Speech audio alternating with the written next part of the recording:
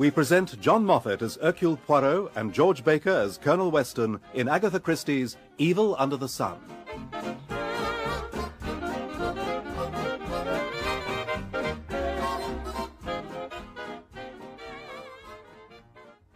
And so I said to Mr. Gardner, sightseeing is all very well, and I do like to do a place thoroughly, but after all, we've done England pretty well, and all I want now is to get some quiet spot by the seaside and just relax. That's what I said, isn't it, Odell? Yes, darling.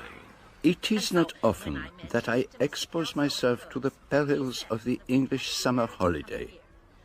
The uncertainty of the weather, the discomfort of the hotels, and the cuisine.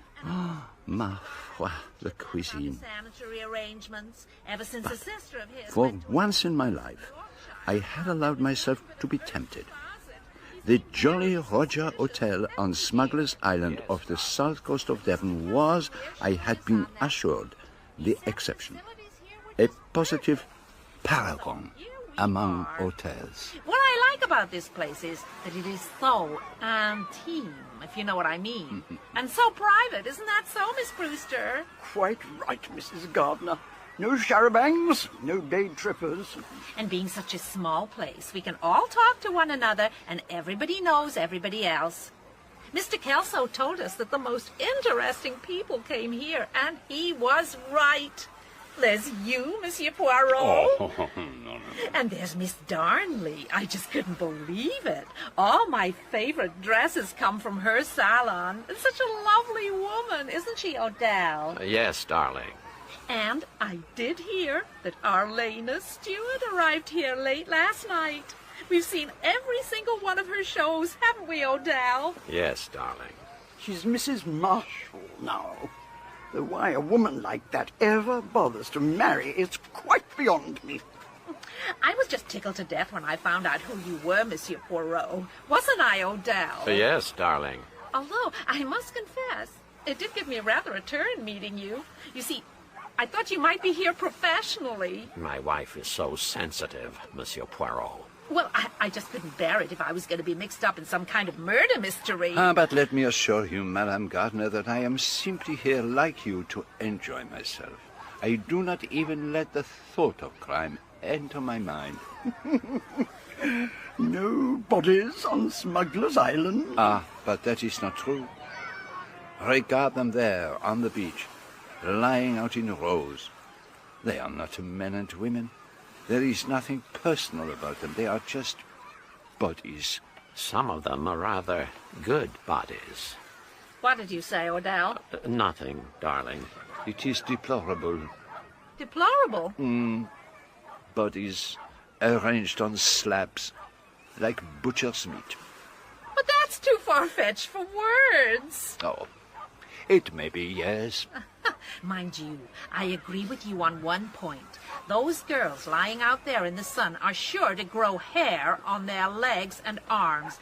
I said to Irene, that's my daughter, if you go on lying out in the sun, you'll have hair all over you, on your arms and your legs, and hair on your bosom if you don't watch out. Didn't I, Odell? Yes, darling. Well, it's time for my morning livener. You coming along with us for a drink, Miss Brewster? Not just now, thanks. Come along then, Odell. A port and brandy would be just the thing for your tummy upset. Yes, darling. Aren't American husbands wonderful? Morning, Reverend. Oh, Lord. Here comes the church militant. Splendid walk. All the way down to Hartford and back along the cliffs. Good morning to you both. Good morning, Mr. Lane. Good morning, Monsieur Lane. Been for your row yet, Miss Brewster? Any minute now. Nothing like rowing for the stomach muscles. You should try it, Monsieur Poirot. Get some of that weight off. Thank you, mademoiselle. But I detest boats. The movement of the sea, it is not pleasant. But the sea is as calm as a mill pond. No. There is no such thing as a calm sea.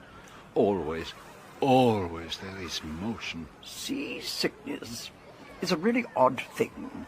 It seems so unfair. Quite sickly people are often good sailors. Someone told me it was something to do with the spine. There's nothing whatever wrong with my spine. Then there's some people can't stand heights. I'm not very good myself, But Mrs. Redfern is far worse. The other day, on the cliff path, she turned quite giddy. She had to hold on to me. She said she once got stuck halfway down that outside staircase on Milan Cathedral. She'd better not go down that ladder to Pixie Cove, then. And that's a real test of the nerves.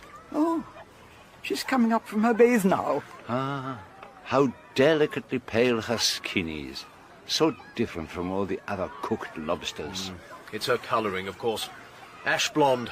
So very English. Good morning, everyone. You've earned Monsieur Poirot's approval, Mrs. Redfern. He doesn't like the sun-tanning crowd there. Says they're like joints of butcher's meat. I only wish that I could sunbathe, but I simply blister and get the most frightful freckles all over my arms. According to Mrs. Gardner, if you lie out in the sun, you get hair all over your body. She's been in grand form this morning. I wish you'd played her up a bit, Monsieur Poirot. Why didn't you tell her that you were down here investigating a particularly gruesome murder, and there was a homicidal maniac lurking about in the hotel grounds? I very much fear she would not have believed me. Yes, this isn't the kind of place you'd find a body. Oh, but why not, Madame Redfern? Why should there not be a murder on Smugglers Island? I don't know. I can't explain it. It just seems so unlikely in a place like this. It is romantic on Smugglers Island, yes. It is peaceful. The sea is blue. The sun shines.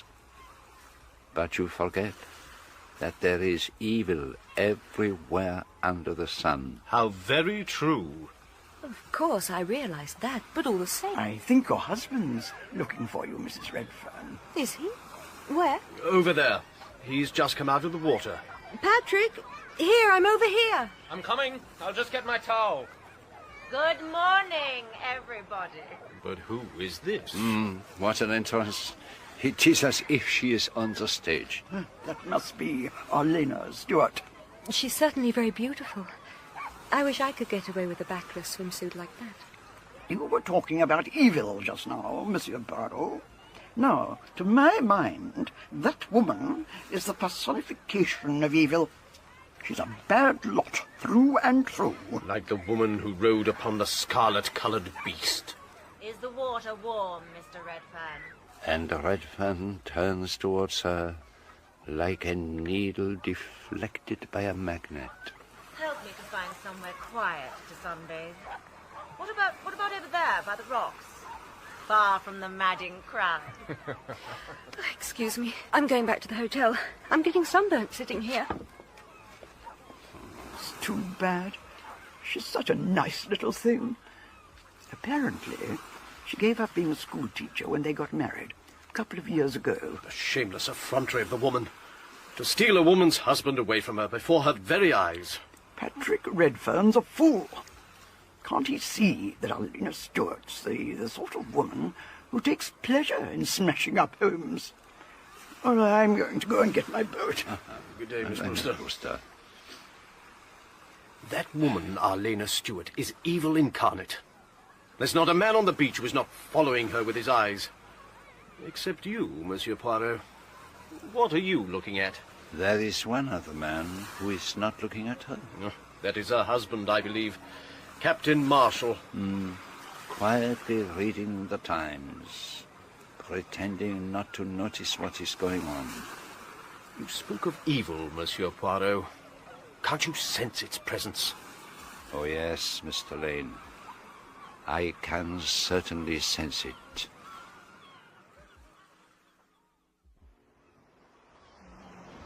May I join you, Monsieur Poirot? Of course, Mademoiselle Darnley. I would be delighted. May I offer you something? A coffee, perhaps? A glass of... No, thank you. Nothing at all. I don't think I like this place. I'm beginning to wonder why I came here. You have been here before, have you not? Yes, 2 years ago at Easter. There weren't so many people then. Something has occurred to worry you? I've met a ghost. The ghost of what? Or of whom? Oh, just the ghost of myself. Was it a painful ghost? Unexpectedly painful. You can't imagine my childhood. You're not English. Was it such a typically English childhood? Oh, incredibly so. A big shabby house in the country, horses, dogs, walks in the rain, wood fires, evening dresses that went on for year after year, a neglected garden, apples in the orchard. And you wish to go back? No. I know I can't go back, but I'd like to have gone a different way. And yet there must be many people who envy you. Oh, yes, I'm a highly successful businesswoman. And I have the satisfaction of being able to be a creative artist as well. I've got a good figure, passable face, and not too malicious tongue. Of course, I don't have a husband or children. I failed there, haven't I, Monsieur Poirot? Oh, to marry and have children, that is the common lot of women. Only one woman in 1,000 can make for herself a name and a position like yours. What you're saying is I'm damn well off as I am, and I should be content with that. So, Captain Marshall is an old friend of yours, mademoiselle. Now, how do you know that? I suppose he told you. No, nobody has told me anything. After all, I am a detective. I use the little grey cells. It was the obvious conclusion to draw. Well, I don't see it. But consider, mademoiselle. You have been here a week. You are lively, gay, without a care in the world. Today, suddenly, you speak of ghosts, of regrets. What has happened? For several days there have been no new arrivals, until last night when Captain Marshall and his wife and daughter arrived. Today, the change. Huh? It is obvious. I can't deny it. Kenneth Marshall and I were children together. Well, he was a good bit older than I was. The Marshalls lived next door to us. Ken was always nice to me. I've not seen anything of him for a long time. He is sympathetic, yes? Oh, he's a dear. I'd say his only fault is a penchant for making unfortunate marriages. He's an utter fool where women are concerned. You remember the Martingale case? Martingale? Yes. Arsenic, was it not? The woman was tried for murdering her husband, but it was proved that he was an arsenic eater, and she was acquitted. Yeah, that's the one. Well, after her acquittal, Ken married her. That's the sort of damn silly thing he does. But if she was innocent... But surely there are women to marry in the world other than somebody who's been tried for murder. Well, he was young, of course. She died when Linda was born, a year after their marriage. And then Arlena Stuart came along. Yeah, she was starring in a musical show at the time. And she was cited in the Codrington divorce case. Everyone expected Codrington would marry her when it was all over, but he dropped her like a hot brick. I believe she actually tried to sue him for breach of promise. The next thing is that Ken goes and marries her. A damn fool. She is a very beautiful woman, mademoiselle. Oh, yeah, she's beautiful, all right. Then, about 3 years ago, there was another scandal. Old Sir Roger Erskine left her every penny he had. I should have thought that would have opened Ken's eyes if nothing else did. And did it not? He seems to have an absolutely blind belief in her. Well, you can see for yourself. Look how she's making up to Patrick Redfern. He's the kind of handsome idiot that's meat and drink to Arlena. I don't think that poor little washed-out wife of his will stand a chance against a man-eating tigress like Arlena. And what about the young girl? The child of Marshall's first marriage? Linda? With a stepmother like Arlena. God help the poor kid. I never realized quite how much I hated her until we came here. It was all right at school, but now I can't escape from her. This place could be quite fun, but somehow she manages to come between me and everything else. And it's going to go on like this, day after day, month after month. And there's nothing I can do to stop it. But she's ruining my life, and she's making Father look a fool. I hate her. I hate her. You've met this Redfern fellow before, I gather. Yes, darling, at a cocktail party somewhere or other. I thought he was rather a pet. Did you know that he and his wife were coming here? Gracious, no. It was a complete surprise. I thought perhaps that was what put the idea of this place into your mind. You were very insistent that we should come here. Kenneth, darling, I'm trying to do my mascara. You're not going to be horrid, are you? Look, Arlena, the boy is obviously quite fond of his wife, and she obviously adores him. Do you have to upset the whole show? It's so unfair, blaming me. I haven't done anything. It's not my fault if people go crazy about me. So, you admit that young Redfern is crazy about you? It's really rather stupid of him. But you know that I don't actually care for anyone but you, don't you, darling? I think I know you pretty well, Arlena. Did you know that woman was going to be here? I don't understand what you mean. You insisted on coming here. I wanted to go to Tintagel again, but you were absolutely set on this place. You're being ridiculous. Don't let's quarrel about it. I don't want to quarrel. Then behave like a reasonable human being.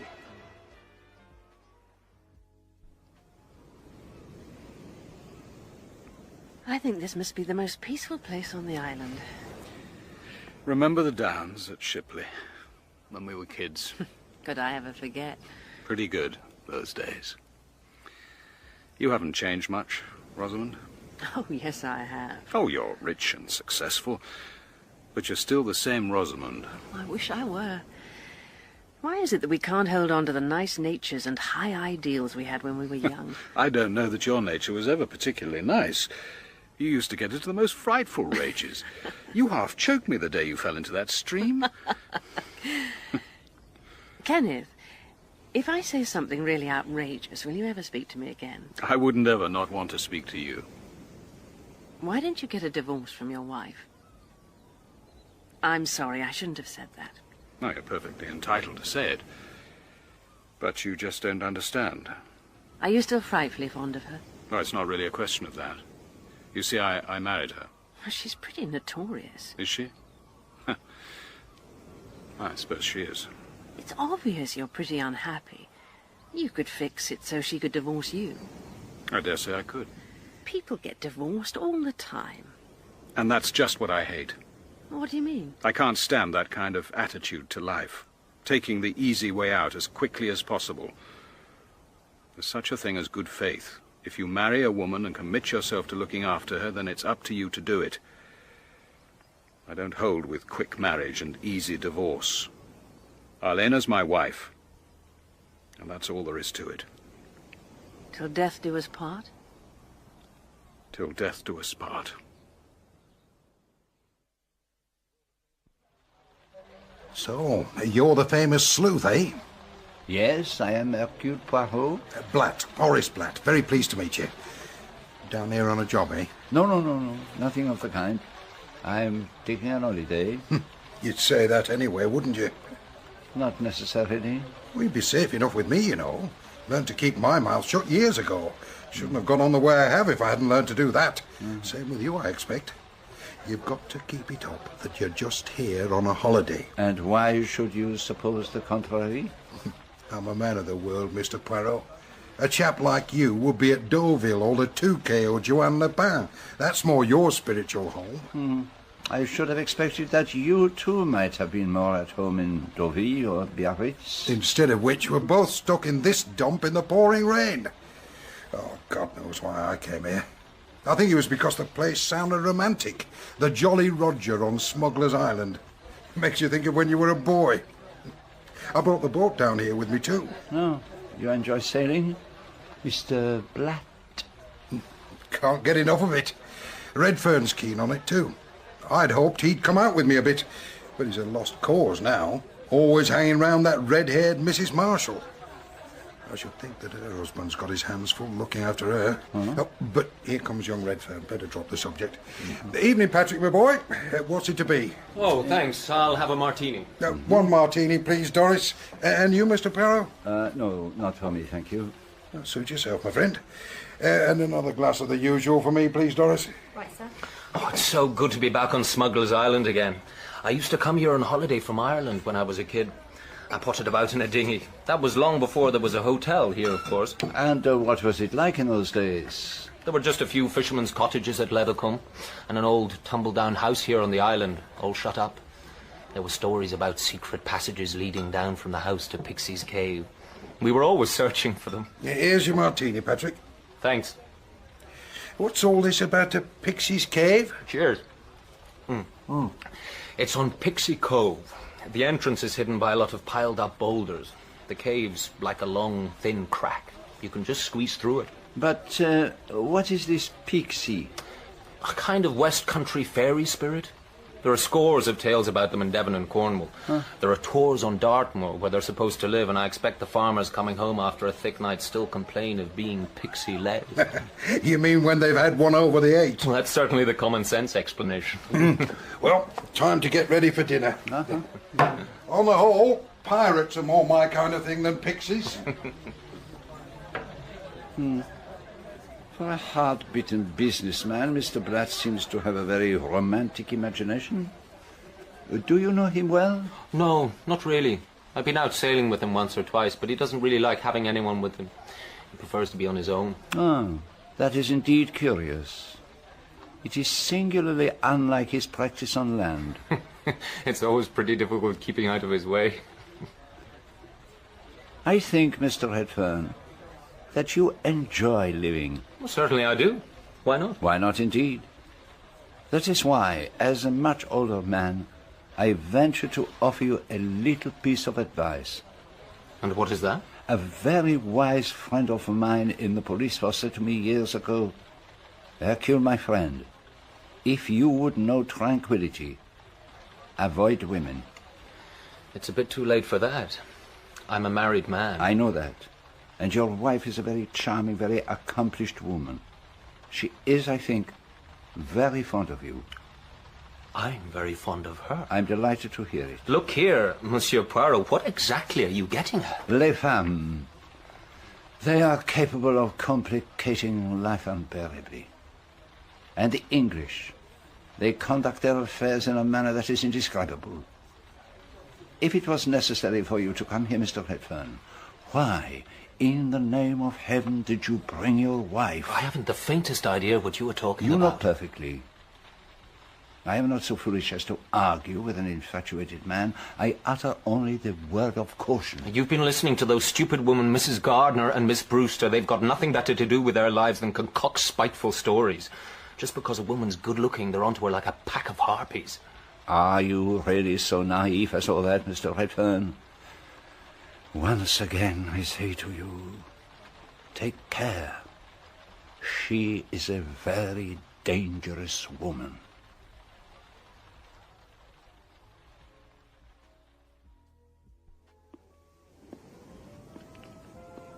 Taking a little stroll before turning in, Monsieur Poirot? Yes, madame. All day long I have been cooped up in the hotel by the bad weather. Now it has passed. I need a little fresh air. Christine Redfern is all by herself, on the seat on the cliff top. See if you can persuade the poor child to come in. It's not good for her. I will do what I can, Mademoiselle Brewster. Bonsoir. Good night, Monsieur Poirot. You should not be sitting out here on that damp seat, madame. You will catch the chill. No, I shan't. And what does it matter, anyway? Oh, come now. You are not a child. You are an educated woman. You must look at things sensibly. I assure you that I never take cold. It has been a miserable day. The rain came down. The mist was so thick that one could not see through it.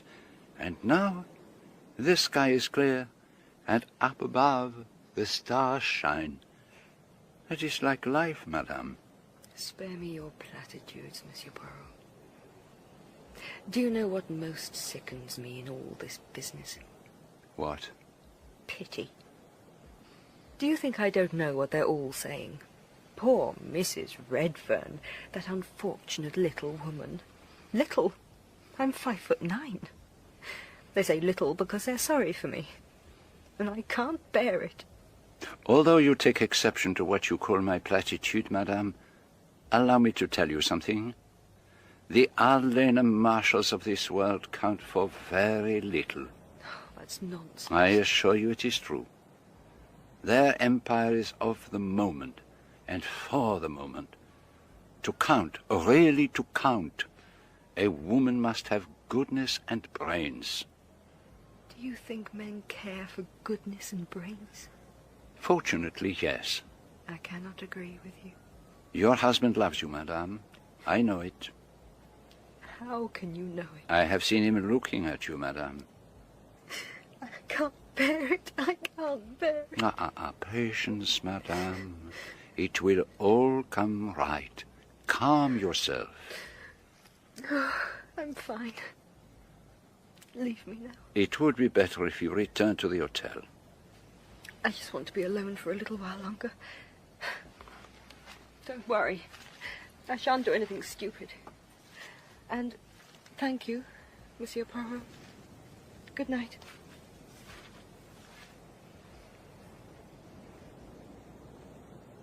If only we had the whole island to ourselves. The whole island? I'd settle for a room with a strong lock on the door. Got to find somewhere we can really be alone together for hours and hours. It would seem that Mr. Redfern has not taken my advice. You really do love me, then? I adore you. Don't you know that by now? She is like an animal, that woman, and a very vicious one. Remarkable night. Eh, Poirot? Looks as though we should have fine weather tomorrow. Let us hope so, Captain Marshall. Good night. Good night. It is as I felt in Egypt, that fatal night on the Nile.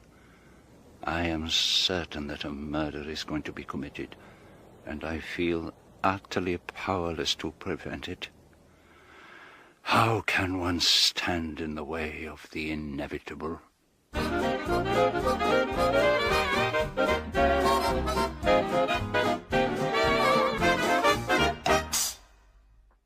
For the first time in my life, I had decided to expose myself to the hazards of an English summer at the Jolly Roger Hotel on Smugglers Island off the Devon coast.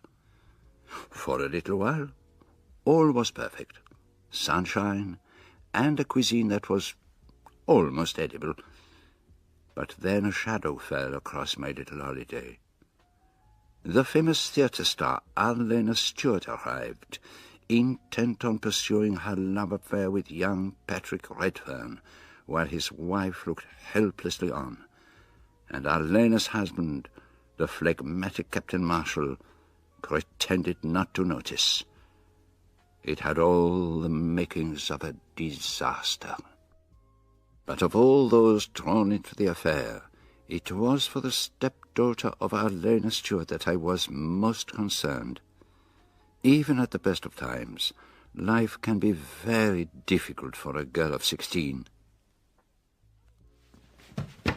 Oh, good morning, Mrs. Redfern. My, you're up early. I've just been up to your room. Where have you been? I went for a bathe. Oh, I see. What's the parcel? I didn't know the post came this early. No, it's not the post. It's... Oh! No, it's all right. I'll pick them up. Candles? Have you been out buying candles? No, well, not exactly. I wanted to know if you'd like to come to Gull Cove this morning. I'm going to do some sketching there. Oh, thank you, Mrs. Redfern. I'd love to. I've got a game of tennis at 12, so we better start fairly early. Will 10:30 be all right? Oh, yes, of course. I'll meet you by the reception desk.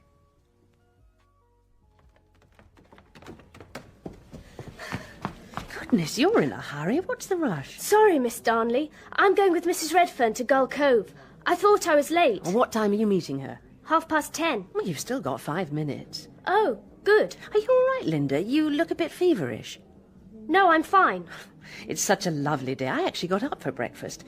I usually have it in bed, but today I came down and faced eggs and bacon like a man. After all that rain yesterday, it's heavenly this morning. Gull Cove is so nice at this time of day. I shall put on lots of sun oil and get really brown. Yes, it's so much more peaceful there. Why don't you come too? Not this morning. I've other fish to fry. Good morning, Miss Darnley. Good morning. I hear you're both off to Gull Cove. Yes, I want to do some sketches of the cliffs. Are you ready, Linda? Yes, I think I've got everything. Let's be off then. Bye. Bye. Bye. That woman has the most hopeless dress sense I've ever encountered. Floppy green beach pyjamas with long sleeves and baggy trousers like a circus clown. She looks like a wilting lettuce. Well, if I dressed that girl, I'd soon make her husband sit up and take notice.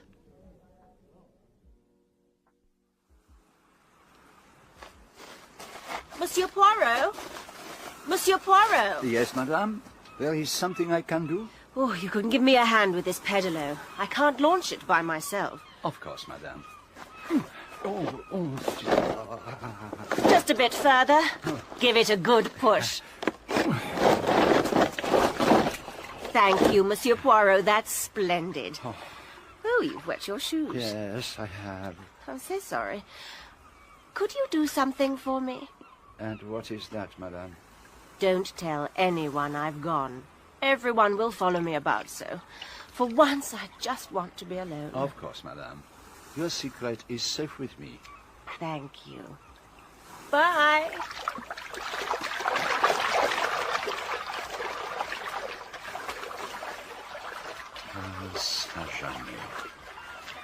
I doubt if Arlena Stuart has ever wanted to be alone in her life.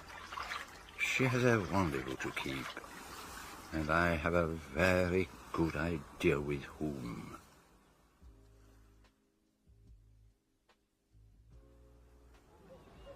Morning, Monsieur Poirot.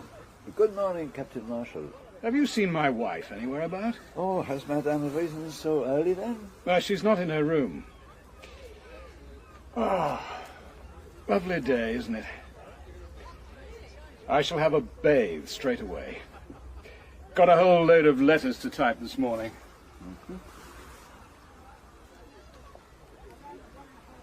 And here comes Patrick Redfern. So I was mistaken about our rendezvous with his femme fatale. Has she perhaps given him the slip? Good morning, Mr. Redfern. Oh, good morning. Everyone seems to be up early today. Yes, must be the weather. Christine was up ages ago. Went off sketching somewhere.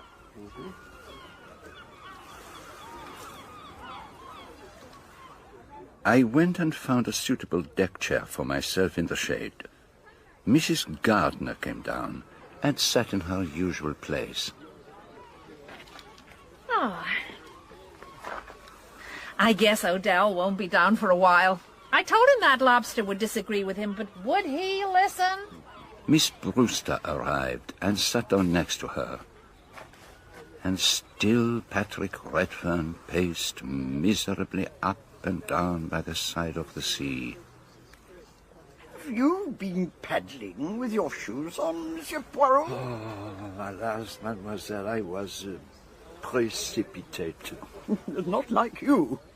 And where's our vamp this morning? She's late for her big entrance. And what's wrong with Mr. Redfern? He reminds me of a caged tiger, pacing up and down, waiting for his food. Perhaps his lady friend has found other fish to fry. I do think it's all such a pity. My heart bleeds for that poor Captain Marshall. He's such a nice man, so very British and unassuming. You never know what he's thinking about things. Oh, the wind's from the west again. It's always a good sign when you can hear the Leathercombe church clock. Miss Brewster, I was wondering if you were going for your usual row this morning. Why, I certainly am. I had to spend all day yesterday cooped up in my hotel room looking at the rain. Would you mind if I came with you? I'd be delighted. We could row round the island. Oh, shall we have time? Oh, yes. Ages to go before lunch. I'll just take these things back to my room and we'll set off. It would have been pleasant to remain where I was, sitting in the sun. But I knew that Mrs. Gardner was longing to talk to me about the secret of the Great Pyramid and the mystic science of numbers. Somehow I did not feel quite in the mood for this, and so I went for a little stroll, wondering where Arlena Marshall had gone off to so mysteriously on her pedalo, and why she had chosen to keep our rendezvous a secret from Patrick Redfern.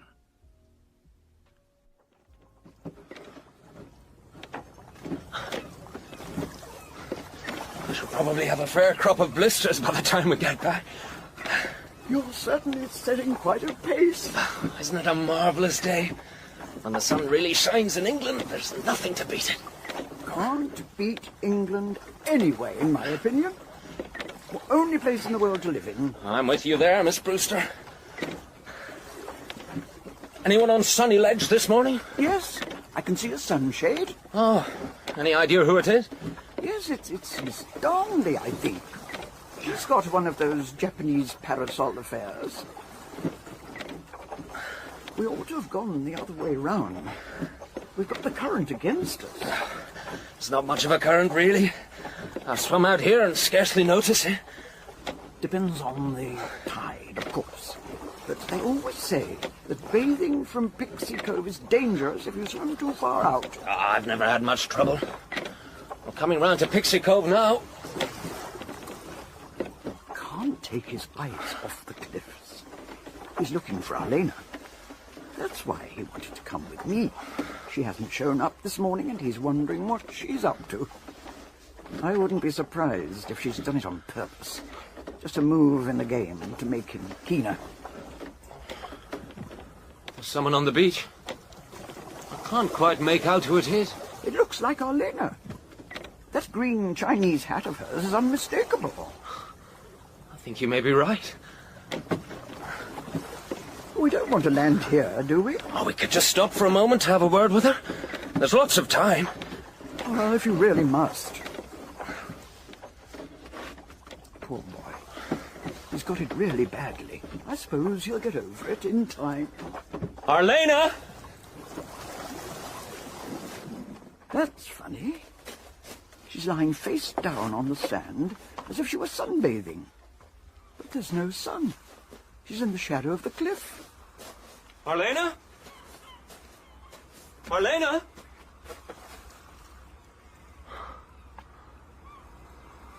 Oh, my God. What is it? What's happened? She's dead. It looks as if she's been strangled. I don't want to see. We shouldn't touch anything. We'd better get the police. But it just isn't possible. Who would want to kill her? We must go for the police. I suppose one of us ought to stay with the body. You do that and I'll go. Oh, please be as quick as you can. Yes, I will. But I'll have to go in the boat. I can't face that rickety ladder up the cliff. There's a police station in Levercombe. I'll get them here as soon as I can.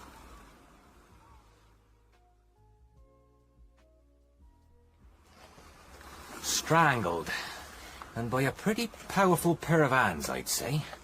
It doesn't look as if she'd put up much of a struggle. She must have been taken by surprise. What time did you find her? Sometime before 12. I don't know exactly. It was exactly 11:45, Inspector. I looked at my watch. The police surgeon should be here in a while, but my guess would be that she wasn't killed much before that. 11:30 at the earliest, I'd say. And you both positively identify this woman as Arlena Marshall? Yes. She was also known by her stage name, Arlena Stuart. Ah. I'll get a couple of my men to cordon off the cove. We'd better adjourn to the hotel, I think. I left a message for the chief constable. He should be there by now. Poirot, you've been a bit quick off the mark, haven't you? What are you doing here? Mon colonel! Ha ha! I am here simply for the vacances. Ah, it is good to see you again after so many years. That curious affair at Saint-Loup. I'm never likely to forget it. The way you got round me over that funeral business. Absolutely unorthodox, the whole thing. With me, it produced the goods, did it not? And here you are, smack in the middle of another murder. Any idea what it's all about? No, nothing very definite, but it is a most interesting case. Going to give us a hand? If you would permit it, Colonel Weston. My dear fellow, delighted to have you with me. Don't know enough yet to decide whether it's a case for Scotland Yard. Offhand, it looks as though our murderer could be pretty well within a limited radius. Private hotel, an island linked to the mainland only by a causeway. On the other hand, all these people are strangers down here. The answer to the mystery may well lie in London. Yes, that is true. First of all, we need to find out who was the last person to see the dead woman alive. Chambermaid took her breakfast in about 9. Girl at the desk saw her pass through the lounge and go out about 10. My friend, I suspect I am the man you want. You saw her this morning? What time? At 5 minutes past 10. I helped her to launch her paddler from the bathing beach. Did she go off alone? Yes. And which direction did she take? She paddled round the point over there to the right. In the direction of Pixie Cove? Yes. And how long would you reckon it would take her to paddle round to the cove? I am not an expert. I do not expose myself on paddlers. Half an hour, perhaps? Well, that's about right, I should think. And I don't imagine she'd be hurrying. So if she arrived there at 11:15, that fits in well enough. But there is one point I should mention. As she left, Mrs. Marshall asked me not to say I had seen her. Well, that's rather suggestive, isn't it? That's what I thought. Look here, Poirot. You're a man of the world. What sort of woman was Mrs. Marshall? Well, have you not already heard? Well, I've been told what the women say of her. How much truth is there in it? Was she having an affair with this chap, Redfern? I should say undoubtedly yes. And he followed her down here? There is reason to suppose so. What about the husband? Did he know about it? How did he feel?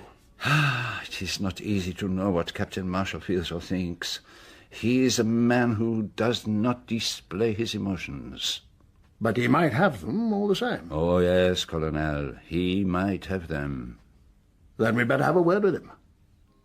Well, Colonel, what can I do for you? Please come and sit down. You know Monsieur Poirot, I understand? Of course. Captain Marshall, I do realize what a terrible shock this must be to you. But I'm sure you appreciate the importance of getting the fullest information as soon as possible. I take your point. Carry on. Mrs. Marshall was your second wife? Yes. And you had been married how long? 4 years. And her acting name was Arlena Stuart? Yes. She appeared in revues and musical shows. Did she give up the stage when she married you? Oh, no. She carried on until about 1.5 years ago. Was there any special reason for her retirement? No, she simply said she was tired of it all. And you were quite content for her to continue her career after your marriage? I should have preferred her to give it all up. But I didn't make a fuss about it. She was free to please herself. And your marriage was a happy one? Certainly. Captain Marshall, have you any idea who might have killed your wife? None whatever. Had she any enemies? Probably. Oh, don't misunderstand me, Colonel. My wife was an actress. She was also a very good-looking woman. In both capacities, she aroused a certain amount of jealousy and envy. There were rows about parts. There was rivalry with other women. There was malice and hatred, but that is not to say that anyone actually wanted to kill her. All of which implies that her enemies were mostly or entirely women. That is so. You know of no man who had a grudge against her? No. And was she previously acquainted with anyone at the hotel? I believe that she had met Mr. Redfern before, at some cocktail party, she said. Nobody else to my knowledge. Let us move on to the events of this morning. When was the last time you saw your wife? I looked in on my way down to breakfast. You occupied separate rooms? Yes. And what time was this? About 9 o'clock. What was she doing? She was opening her letters. Was her manner unusual at all? No, perfectly normal. Did she mention the content of the letters? As far as I can remember, she said they were all bills. Your wife breakfasted in bed? Invariably. What time did she usually come downstairs? Usually around 11, I should say. But this morning she descended at 10 o'clock exactly. Now, why do you think that was? I haven't the least idea. Might have been the fine weather. You didn't see her? I looked in again after breakfast. The room was empty. I was a bit surprised. And then you came down to the beach and asked me if I had seen her? Yes. And you said you hadn't. Had you any special reason for wanting to find her? Just wondered where she was, that's all. Just now you mentioned that your wife had met Mr. Redfern before. How well did she know him? He was just a casual acquaintance. I understand that acquaintance ripened into something rather closer. Who told you that? It's the common gossip of the hotel. Oh, if you're going to rely on hotel gossip... I gather that Mr. Redfern and your wife were constantly in each other's company. Is that all? You did not object to your wife's friendship with Mr. Redfern? I wasn't in the habit of criticising my wife's conduct. Not even though it was becoming a subject of scandal, and an estrangement was developing between Redfern and his wife? I mind my own business, and I expect other people to do the same. But you wouldn't deny that Redfern admired your wife? Well, he probably did. Most men did. And suppose we have a witness who can testify that they were on terms of the greatest intimacy. I can't prevent you listening to these tales. And my wife is dead. She can't defend herself. Meaning that you don't believe them? What does it matter? What I believe or not is surely not relevant to the plain fact of murder. But you do not comprehend, Captain. There is no such thing as a plain fact of murder. Murder springs 9 times out of 10 out of the character and circumstance of the murdered person. Because the person was the kind of person he or she was, therefore was he or she murdered. Until we can understand exactly what kind of person Arlena Marshall was, we shall not be able to see clearly the kind of person who murdered her. That's your view too, Colonel? Well, up to a point. Thought you wouldn't be going along with that. The character stuff is Poirot's speciality, I believe. Well, you can at least congratulate yourself on having done nothing to assist me. What do you mean by that? What have you told us about your wife, huh? Nothing at all. All you have said is what everyone could see for themselves, that she was beautiful and admired. Have you anything else to ask me, Colonel? Yes, Captain. Your own movements this morning, please. Well, I've told you what happened up to the time of my meeting Monsieur Poirot. After that, I had a quick bathe and went back to the hotel. It was then about 20 to 11. I noticed the clock in the lounge. I went up to my room, but the chambermaid hadn't quite finished it. I told her to be as quick as possible because I had letters to type which I wanted to get off by the 2 o'clock post. And what did you do in the meantime? I went downstairs to the cocktail bar and had a word or two with a chap on duty. George, I think his name is. I went back to my room at 10 minutes to 11 and typed my letters until 10 minutes to 12. Then I changed into my tennis things and went up to the courts at 12. We'd booked a game the day before. Who was we? Mrs. Redfern, Miss Darnley, Mr. Gardner, and myself. Miss Darnley and Gardner were already there. Mrs. Redfern arrived a few minutes later. We played tennis for about an hour. It was when I got back to the hotel afterwards that I was told about Arlena. Thank you, Captain. Oh, just as a matter of form, is there anyone who can corroborate that you were typing in your room between 10 minutes to 11 and 10 minutes to 12? Are you suggesting that I killed my own wife? The chambermaid who was doing the rooms would have heard the typewriter going. And then there are the letters themselves. With all the upset, I forgot to post them. The contents are strictly confidential. They concern financial matters. As you can see, they are not the kind of thing that anyone could type out in much under an hour. Does that satisfy you? No one is accusing you of anything, Captain. Everyone on the island will be asked to account for their movements at that time. Quite so. Did your wife make a will?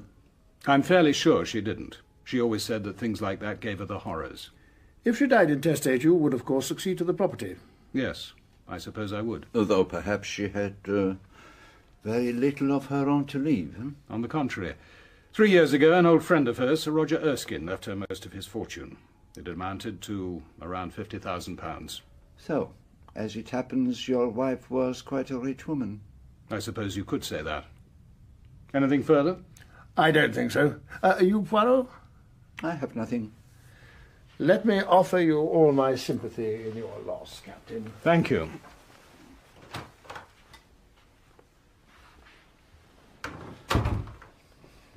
Quite a cool customer. And not giving much away. What can one say? He is the closed box, the fastened oyster. He has chosen his role. He has heard nothing, he has seen nothing, he knows nothing. And yet you're quite certain he did know. Last night I had been talking with Mrs. Redfern on the cliff top near the place they call Sunny Ledge. I came down from there to the hotel, and on my way I saw them together, Patrick Redfern and Arlena Marshall. And a moment or two later, I met Captain Marshall. It was impossible he had not seen them. But his face was impassive. Too impassive, if you understand me. Oh, he knew. Oh, yes, he knew. He is, of course, the obvious suspect. I interest myself in him greatly. And in his alibi. Alibi by typewriter. I'll get Colgate to look into it.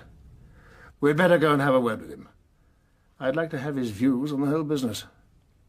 And I could do with a breath of fresh air.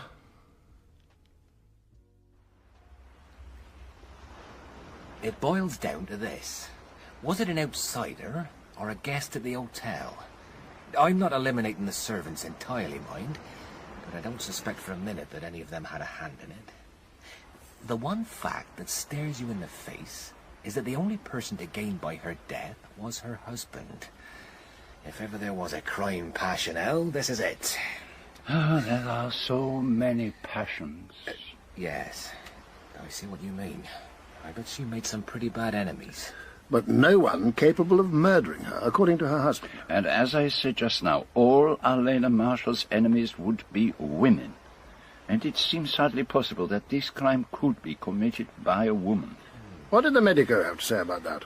He's pretty confident she was strangled by a man. Big hands, powerful grip. Well, it's just possible that an unusually athletic woman could have done it, but it's pretty unlikely. And immediately it becomes more difficult, because of all the people in this hotel who have a motive for getting rid of Arlena Marshall, the most likely is a woman. Redfern's wife, I suppose? Yes. She had, let us say, ample cause for killing Arlena Marshall, and I think it would be possible for her to commit a murder. But not that kind of murder. Arsenic, perhaps, but not strangulation. Let me put forward a suggestion. Say that prior to meeting Mr. Redfern, the lady had had an affair with someone else. She turns him down, and he is mad with jealousy. He follows her here, stays somewhere on the mainland, comes over to the island, and does her in. It's a possibility. It leaves too much to chance. And besides, I cannot imagine this man. This man was so mad with jealousy. Well, people did go potty about her, sir. Look at Redfern. Even so. And there is something that troubles me. What is that, Poirot? When Mrs. Marshall went off this morning and asked me not to tell anyone I had seen her, I was certain that she was going off to meet Patrick Redfern somewhere on the island. But I was wrong, because a little while later Redfern himself came along, obviously looking for Mrs. Marshall. And therefore, I am asking myself, who was it that she went off to meet? That fits in with my idea. A man from London or somewhere. But if she had broken off with this man, why did she go to so much trouble to meet him in secret? So who do you think it was? It is just what I cannot imagine. All the men staying on this island, Mr. Gardner, or Mr. Blatt, or the clergyman Stephen Lane, are middle-aged and rather dull. Arlena Marshall would hardly prefer any of them to Patrick Redfern. And yet all the same, she did go to meet someone. And that someone was not Patrick Redfern. You don't think she just went off by herself? Ah, mon cher, it is very evident you did not know the dead woman. She could not exist in solitude. She lived only in the light of men's admiration. Ah, no. Arlena Marshall went off this morning to meet someone, and that someone almost certainly killed her. But why? And who is this killer who is still with us on this island?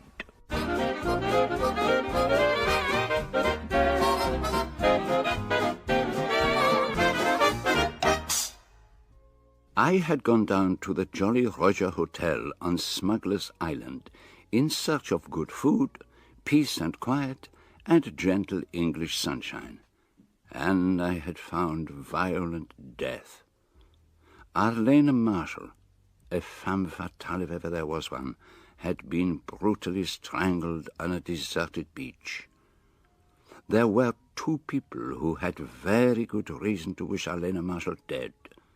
Christine Redfern, whose husband Patrick had been pursuing a passionate love affair with her, and Captain Marshall, Arlena's husband, who had seemed to turn a blind eye to what was going on. But were there other, less obvious motives for the murder? That was what, only a few hours after the body had been discovered, my old friend Colonel Weston assisted by Inspector Colgate and, of course, myself, had to investigate. We've got to get it down in black and white where everyone was at the time of the murder. Tedious, time-consuming business. It's got to be done. Unfortunately, 9 of the guests went off on an excursion first thing this morning and won't be back till 6. And the Cohens and the Mastermans, they come here every year with their children, all went off to the mainland for a picnic. I think that leaves them out of it too. Mr. Blatt has gone off sailing and isn't back yet. And the Reverend Lane is off on one of his long country walks. That narrows the field a little. Perhaps we ought to get Marshall's daughter in. Not fair to keep the girl hanging around. I'll go and find her, Colonel. Thank you. She's a child of Marshall's first marriage, I take it. Her mother was Sophia Martingale. Arsenic poisoner? She was acquitted. Even so. What a background for the poor child. How old is she? 16, and rather young for her age. I didn't see Arlena at all this morning. She has breakfast in bed and always gets down late. I can't bear to lie in, not when I'm on holiday. Will you tell us what you did this morning? I went to have a swim first thing. Then I met Mrs. Redfern and she asked me to go with her to Gull Cove. What time did you and Mrs. Redfern set out? She said she'd be waiting for me in the lounge at 10:30. I thought I was going to be late, but I wasn't. We left just before 10:30. And what did you do when you got to Gull Cove? I lay in the sun for a while, and Mrs. Redfern did some sketching in the shade. She doesn't like sunbathing. Then, later, she went back to the hotel to get changed for her tennis match, and I went for a swim. Do you remember what time that was? When Mrs. Redfern went back to the hotel? 11:45. You are sure of that? Oh, yes. I looked at my watch. The watch you have on now? Yes. Mind if I see? Correct to a second. And after that, you had a bathe? Yes. And when did you get back to the hotel? About 1:00. And then I heard about Arlena. Did you, get on all right with your stepmother? Oh, yes. Did you like her, mademoiselle? Oh, yes, I was very fond of her. She was very kind to me. Not the wicked stepmother, eh? Oh, no, not at all. You did not feel resentful when your father married again. You were not jealous in any way. Not in the least. Now, I want you to think very carefully. Have you any idea who might have killed your stepmother? Is there anything you've heard or anything you know that could help us in that respect? No. I don't know who would have wanted to kill Arlena. Except, of course, Mrs. Redfern. And why do you think that Mrs. Redfern would want to kill her? Because her husband was in love with Arlena. But I don't think she'd actually want to do it herself. She'd just wish that she was dead. And that isn't the same thing at all, is it? No, it is not at all the same. And anyway, Mrs. Redfern could never do a thing like that. She isn't a violent person, if you know what I mean. I know exactly what you mean. She is not one of those who sees red. She would not be shaken by a storm of feeling, seeing life narrowing in front of her, seeing a hated face, a hated white neck, feeling her hands clench, longing to feel them press into the flesh. Can I go now? Is that all? Yes, that's all, Linda. Thank you for helping us.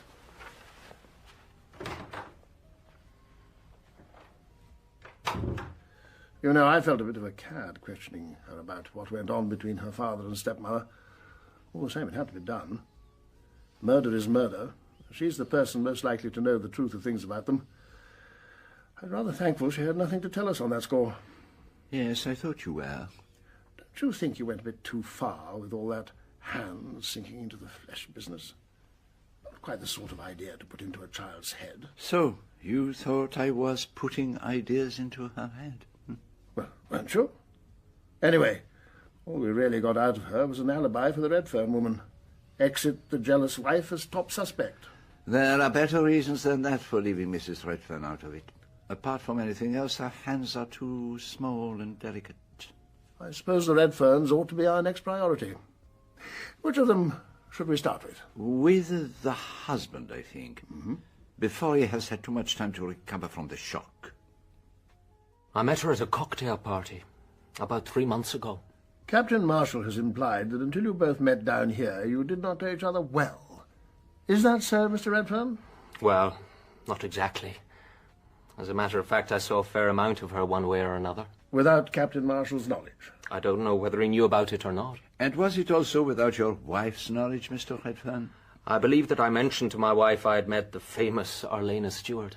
But she did not know how frequently you were seeing her. Probably not. Did you and Mrs. Marshall arrange to meet down here? I don't think there's much point in my trying to conceal anything from you. Arlena wanted me to come down here. I didn't really think it was a good idea with my wife and Marshall being here. But I suspect it was an added excitement as far as she was concerned. In the end, well, I would have agreed to do any mortal thing she asked me to. She had that kind of effect on people. The eternal Circe. She certainly could turn men into swine. I was completely infatuated with her. Whether she cared for me or not, I simply don't know. She pretended to, but I think she was one of those women who lose interest in a man once they've got him body and soul. She knew she'd got me all right.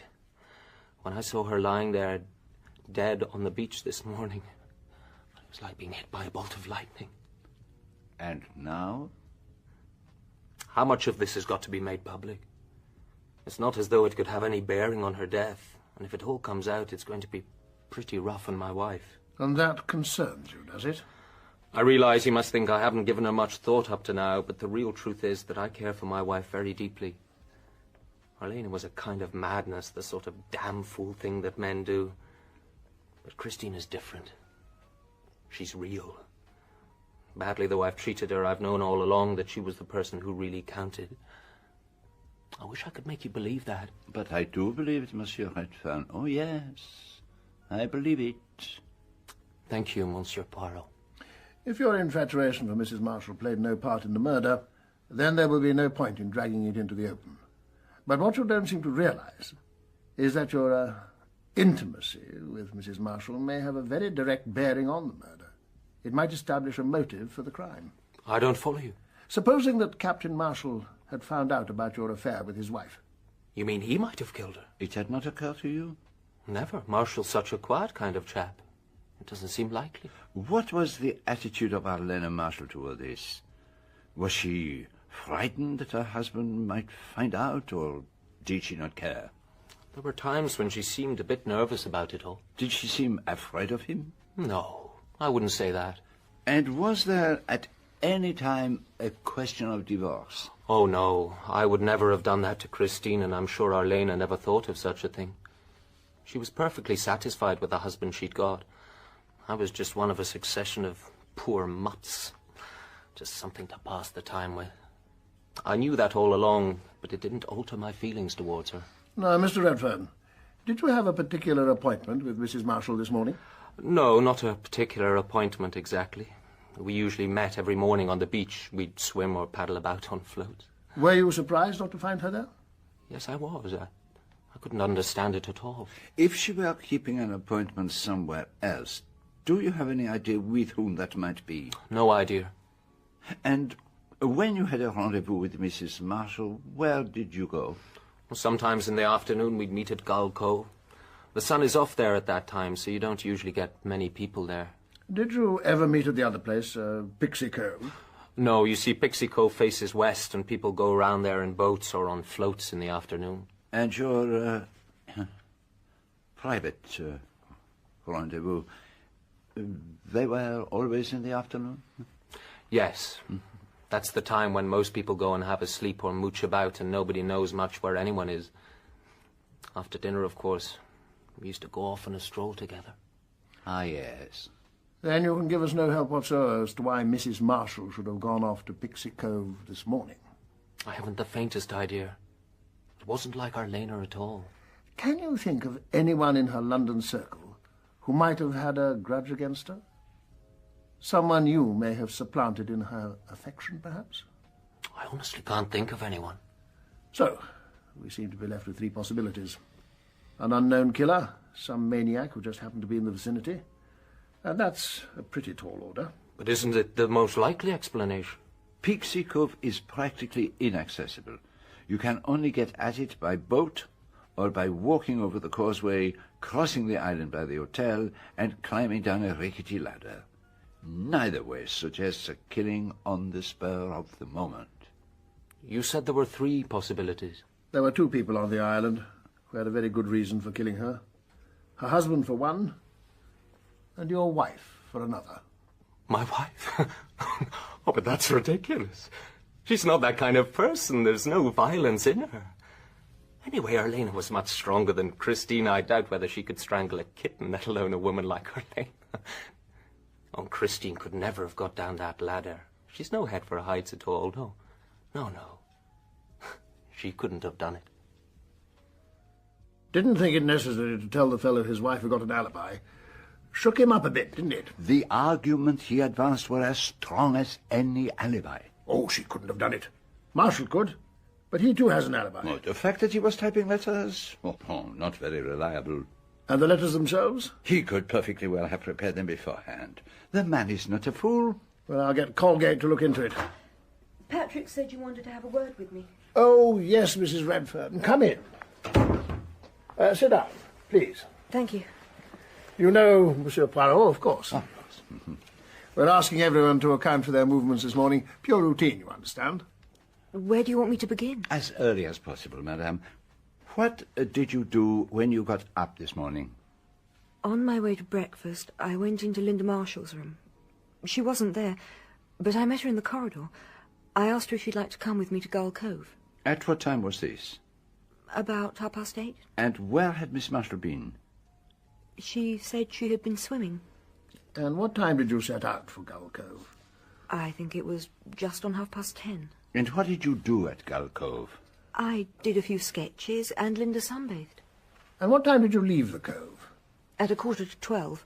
I had a tennis match and had to change. You had your watch with you? No, I had to ask Linda what the time was. I see. And then I packed up my sketching things and went back to the hotel. And Mademoiselle Linda? Linda went and had a swim. Now, did Linda Marshall actually enter the water before you left the beach? Yes. She ran down to the sea as I was fastening my box. She was splashing about in the waves as I was on the path up the cliff. You are quite sure of that, madame? That she really entered the sea? Oh, yes. Go on, Mrs. Redfern. I went back to the hotel, changed and went to the tennis court, where I met the others. We played for about an hour, and were just going back into the hotel when we heard about Mrs. Marshall. And what did you think, madame, when you heard the news? What did I think? Yes. It was a horrible thing to happen. Ah, yes. Your fastidiousness was revolted, I understand that. But what did it mean to you personally? Were you really surprised by the manner of her death? I think I see what you mean. No, I was not surprised. Shocked, yes. But she was the kind of woman... She was the kind of woman to whom such a thing might happen. Yes, madame. That is the truest and most significant thing that has been said in this room. Now, leaving all personal feeling aside, what did you really think of Mrs. Marshall? Is it really worthwhile going into all this now? I think it might be, yes. She's the kind of woman that's absolutely worthless as far as I'm concerned. She had no mind. She thought of nothing but men and clothes. She was a useless parasite. She was the sort of woman who could be mixed up in everything sordid. Blackmail, jealousy, violence, every kind of crude emotion. She appealed to the worst in people. Mrs. Redfern, why did you mention blackmail? Because she was being blackmailed. And how can you be certain of that? I happened to overhear something. You remember, Monsieur Poirot, that night we were playing bridge. My husband and I, you and Miss Darnley. I was dummy. It was very stuffy in the card room, and I went down to the beach for a breath of fresh air. Suddenly I heard voices. Mrs. Marshall was saying something like, "It's no good. I can't get any more money now. My husband will suspect something. And a man's voice said, I'm not taking any excuses, Mrs. Marshall. And do you know who the man was? He was keeping his voice very low. It could have been anybody.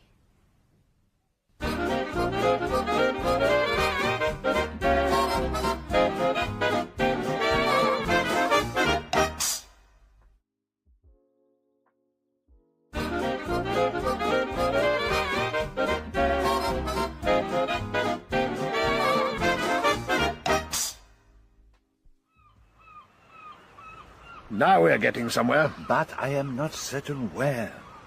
It is not a wicked blackmailer who lies dead. It is the victim. And blackmailers are not in the habit of killing off their victims. Well, I can't deny that.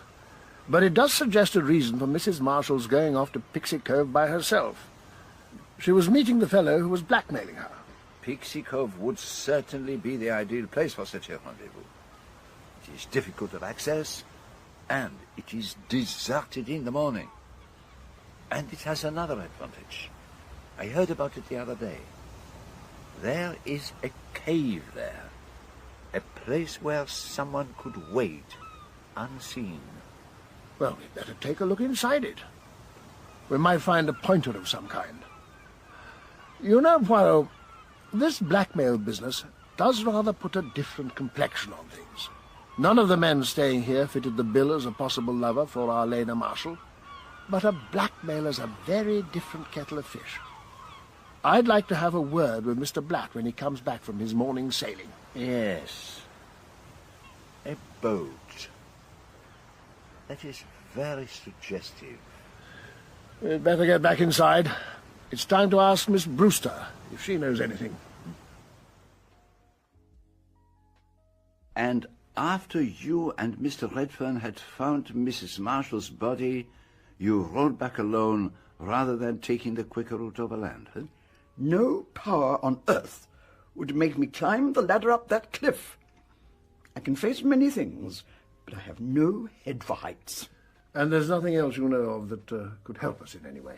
Well, there was one funny thing that happened earlier. What was that, Miss Brewster? Somebody nearly brained me with a bottle while I was having my morning bathe before breakfast. Chucked it out of one of the hotel windows. Very distressing for you, but I don't think it tells us much. Sorry I couldn't be more help, but I don't imagine you'll have much trouble finding out who did it.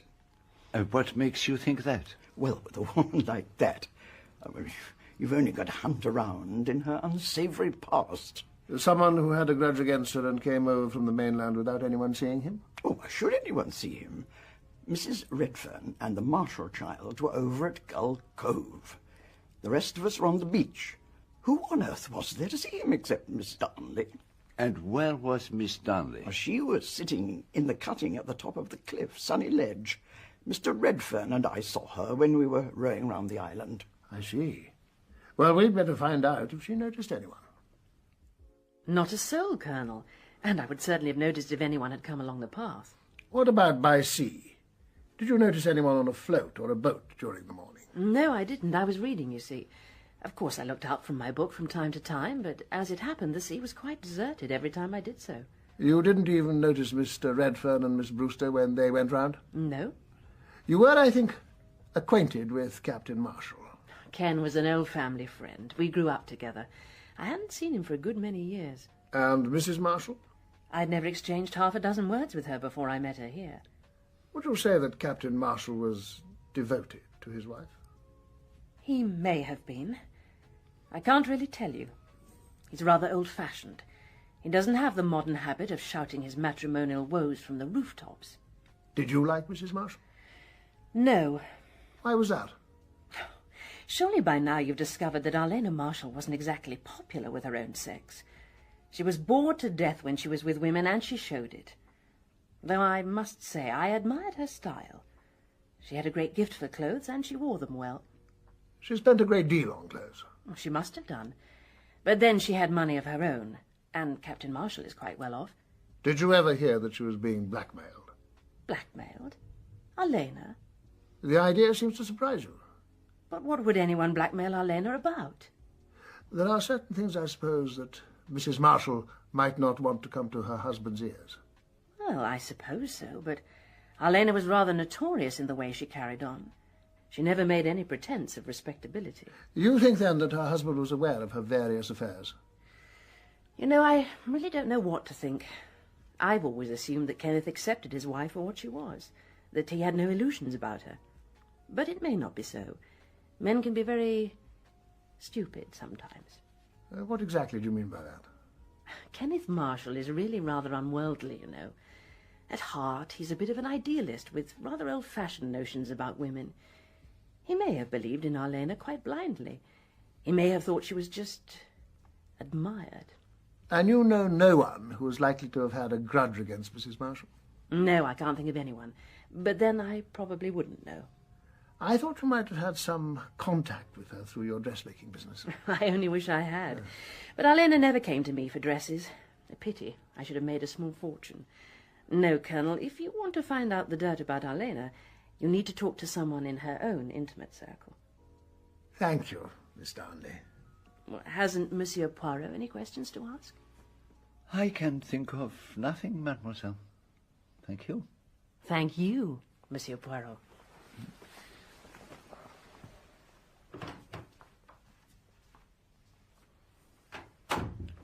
Of course, we've only got her word for it that she spent all the time reading on Sunny Ledge. You are right.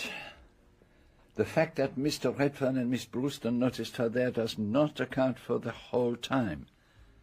But would she have been capable of strangling Arlena? She certainly had a motive of sorts.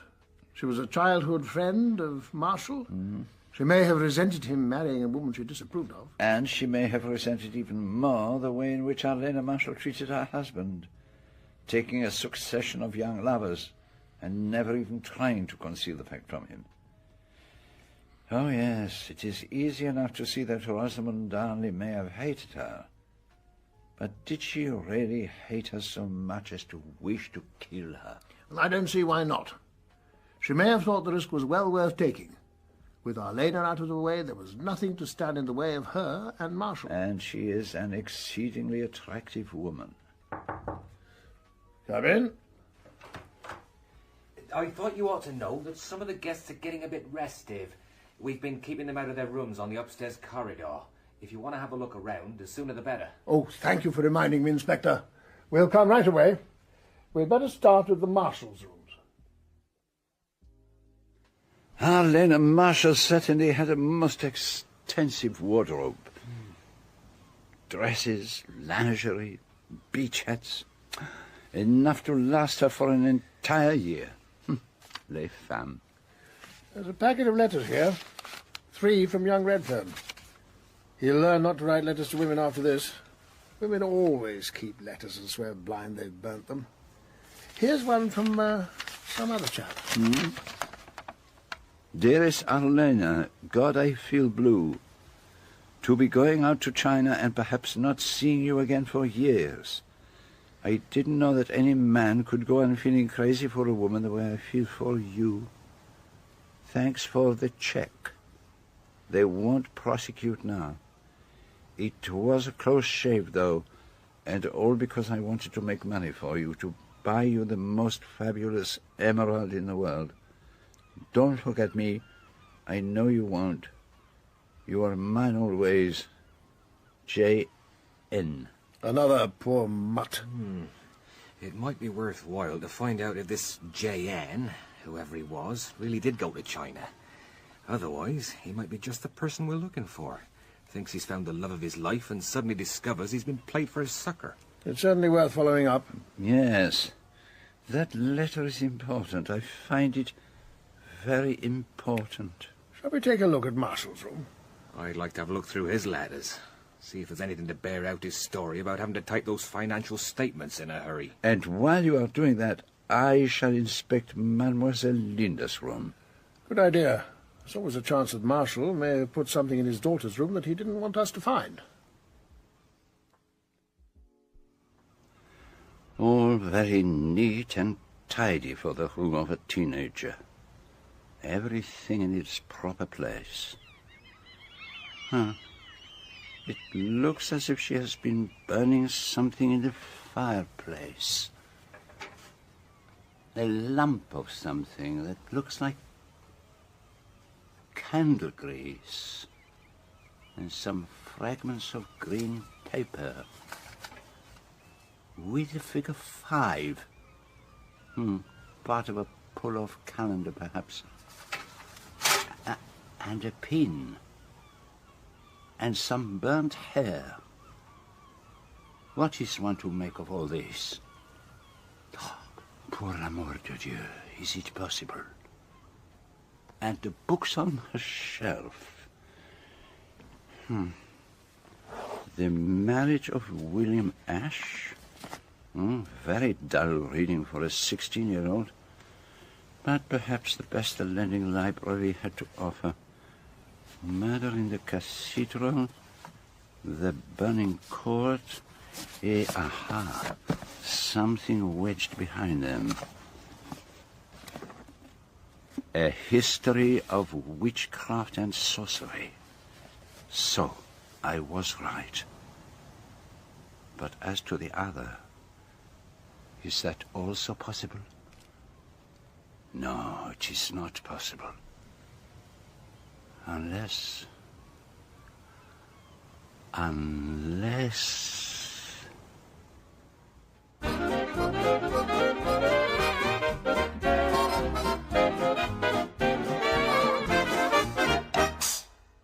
Arlena Marshall had come down to the Jolly Roger Hotel on Smugglers Island to pursue her love affair with Patrick Redfern under the noses, as I think you say, of his wife and her husband. And she had been brutally strangled in a deserted cove. Yet those who had most cause to wish her dead, the wife, Christine Redfern, and the husband, Captain Marshall, had apparently sound alibis. Who could it have been that Arlena had gone out to meet at that lonely beach? Certainly not her lover, who was desperately searching for her. Could it have been the solitary yachtsman, Horus Blatt, who was most certainly up to something? Or the fanatic woman-hating clergyman, Stephen Lane? Colonel Weston and I had searched the rooms in the hotel for any clues, but we were none the wiser. This door off the balcony next to Miss Darnley's room. Any idea where it goes to, Poirot? Well, there is only one way to find out, mon ami. An outside staircase down to the beach. I fancy this is the way people go down to bathe before breakfast. And, vous voyez, over by those rocks, there is a path which goes up to join the main route from the causeway. So that one could go down these stairs, take the path and go right across the island without having to go through the front of the hotel at all. If he did it, that's the way he went. Huh? Which he, mon ami? Captain Marshall. Despite everything, I still think he's our man. Excuse me, Colonel Weston, but I've got Gladys Elcombe, the chambermaid of this floor, waiting to be questioned. I think she might prove quite useful. Well, none of us actually liked her, you might say. She wasn't really a lady. More like an actress. She was an actress. Yes, sir. That's what I'm saying. She went on exactly as she felt like it. Can you tell us how things were between her and her husband? You don't think it was him that did it, sir? Do you? Oh, I wouldn't like to think so. He's such a real gentleman, Captain Marshall. He couldn't do a thing like that. But you are not sure, Gladys. I hear it in your voice. It's just that everyone's been talking about her and Mr. Redfern, and if Captain Marshall had found out, well, he's a very quiet gentleman, but he's a bit stiff, if you know what I mean. But you've nothing definite to go on? Nothing you might have heard either of them say to each other? No, sir. Nothing definite like that. I think that will do for the present. Poirot? When you cleaned Miss Marshall's room this morning, did you do the fireplace? There wasn't any fire to do, sir. Not at this time of year. And there was nothing in the fireplace itself? No. If there had been, I'd have noticed. What time did you do her room? At 9:15, sir, when she'd gone down to breakfast. And did she come up to her room again? Yes, at about 9:45. Did she stay in her room? I think so, sir. She came out in rather an hurry, just before 10:30. And you didn't go into our room again? No, sir. Now, there is one more thing I want to know. What people went swimming before breakfast this morning? Well, sir, Captain Marshall and Miss Brewster were the early ones this morning, I think. They always go down for an early morning dip. Did you see them? No, sir, but their wet bathing things were hanging over the balcony rail as usual. Miss Linda Marshall did not bathe this morning, No, all her bathing dresses were quite dry, though she usually goes for a dip most mornings. Now, I wonder if you have noticed whether a bottle is missing from any of the rooms you look after in this wing. A bottle, sir? What kind of bottle? Unfortunately, I do not know. But would you be likely to notice if one had gone? I shouldn't from Mrs. Marshall's room, and that's a fact. She's got ever so many. And I couldn't be too sure about Miss Darnley either. But the others? Well, I might notice if I were to look special. Perhaps you would be so good as to do so. Certainly, sir. Thank you. What's all this about, Poirot? My orderly mind is vexed by trifles, mon ami. Miss Brewster said that when she was bathing before breakfast, a bottle was thrown from above and nearly hit her. I want to know who threw that bottle and why. But, my dear chap, anyone could have chucked a bottle away. No, not at all. If you have an empty bottle on your dressing table or in your bathroom, what do you do with it? I will tell you. You put it in a waste paper basket. You do not go to the trouble of going out onto your balcony and hurling it into the sea. You would only do that if you did not want anyone to notice that particular bottle. But surely there's a perfectly simple... Come in. Miss Darnley's waiting outside, sir. She says there's something she forgot to tell you. Oh, well, we'd better hear it, then. Oh, and it looks as if Marshall's in the clear about having to write those letters urgently this morning. Now, I found this among his papers. My dear Marshall, sorry to worry you on your holiday, but an entirely unforeseen situation has arisen over the Burley and tendering contracts. Oh, yes. This seems to confirm his story. You would better ask Miss Darnley to step in, Inspector. Do go in, Miss Darnley. I'm frightfully sorry. It probably isn't worth bothering you about. Oh, won't you sit down? Oh, it isn't worth sitting down for. It's simply this. I told you that I spent the whole morning on Sunny Ledge, but that isn't strictly accurate. At around 11:15, I went back to the hotel to get my sunglasses. My eyes were getting tired reading. You went straight back to your room and out again? Yes. Well, I did look in on Captain Marshall. I heard his typewriter going, and I thought it was stupid of him to stay indoors on such a lovely day. What did he say? When I opened the door, he was typing so vigorously and frowning and looking so concentrated that I just went away quietly. I don't think he even saw me come in. And what was the time then, Miss Darnley? About 11:20. I noticed the clock by the reception desk as I was going out. Thank you, Miss Darnley, for taking such trouble. Well, I just thought you ought to know. Bye. Well, that washes Marshall right out. I agree. What are you looking so thoughtful about, Poirot? I was wondering why Miss Darnley suddenly volunteered this extra evidence. Well, there's nothing suspicious about that, surely. No. It's just that she goes out of her way to provide the gallant captain with an alibi. Yes? Excuse me, but I've had a good look, sir, and as far as I can tell, I can't see that there's a bottle missing from any of them. No matter. We will leave it. Is there anything else, sir? Yes, tell me, have you noticed anything unexplained, out of the ordinary? You know, something that has made you say to yourself, that's funny? Well, yes, there was one thing. Just a bath being run. And I did say to Elsie that it was funny, somebody having a bath at 12 o'clock, before lunch. Do you know who it was who was having a bath, mademoiselle? I think we'd better be getting on, don't you, Poirot? Oh, yes, of course, Canon. Thank you, mademoiselle. Thank you, sir. It's time to have a look at that cave, don't you think?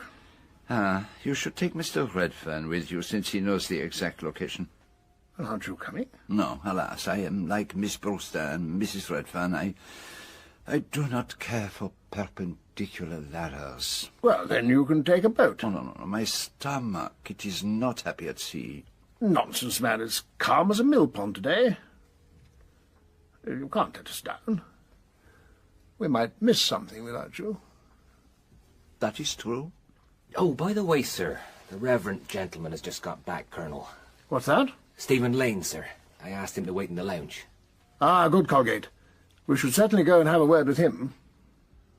What hast thou done?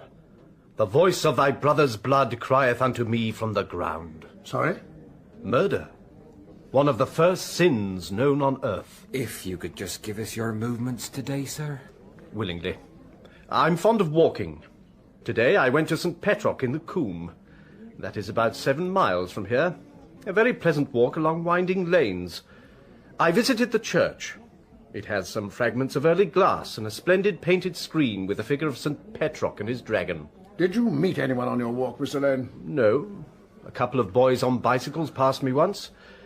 But if you want proof of my statement, I wrote down my name in the visitor's book in the church. Is there anything you can tell us about the dead woman that might give some indication of who could have killed her?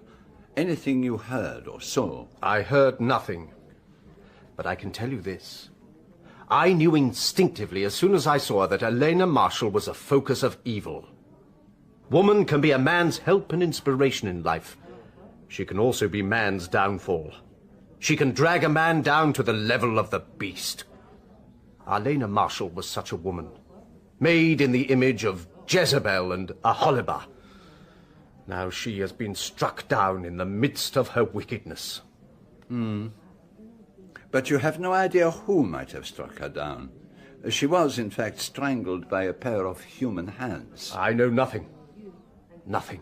We must get to the cove. Is that where it happened? That is where it happened, Mr. Lane. Can I come with you? But certainly. You can accompany us and Mr. Redfern there in the boat. Let us be on our way. The lads have been over the beach pretty thoroughly, sir, but I can't say they've come up with much. 1 empty cigarette packet, a chicken bone, 3 pieces of string, and a pair of scissors. The scissors have obviously been left out quite recently. They're still bright and shining. They weren't out in yesterday's rain. Where were they found? Close by the bottom of the ladder. And there was this fragment of a pipe. Oh, quality briar. Expensive. You smoke a pipe, do you not, Mr. Lane? Oh, yes. It's my old friend and companion. I've got it here. Never leaves my pocket. Tell me, where was the body found? Just about where you're standing, sir. Oh. Now then, Mr. Redfern, where's the entrance to this cave? I can't see any sign of it. It's over here. Just by this pile of rocks, the entrance is round here. It looks very narrow. It would be difficult for a man to squeeze through that. You'll find its appearance is deceptive. You'll just about manage it, Monsieur Poirot.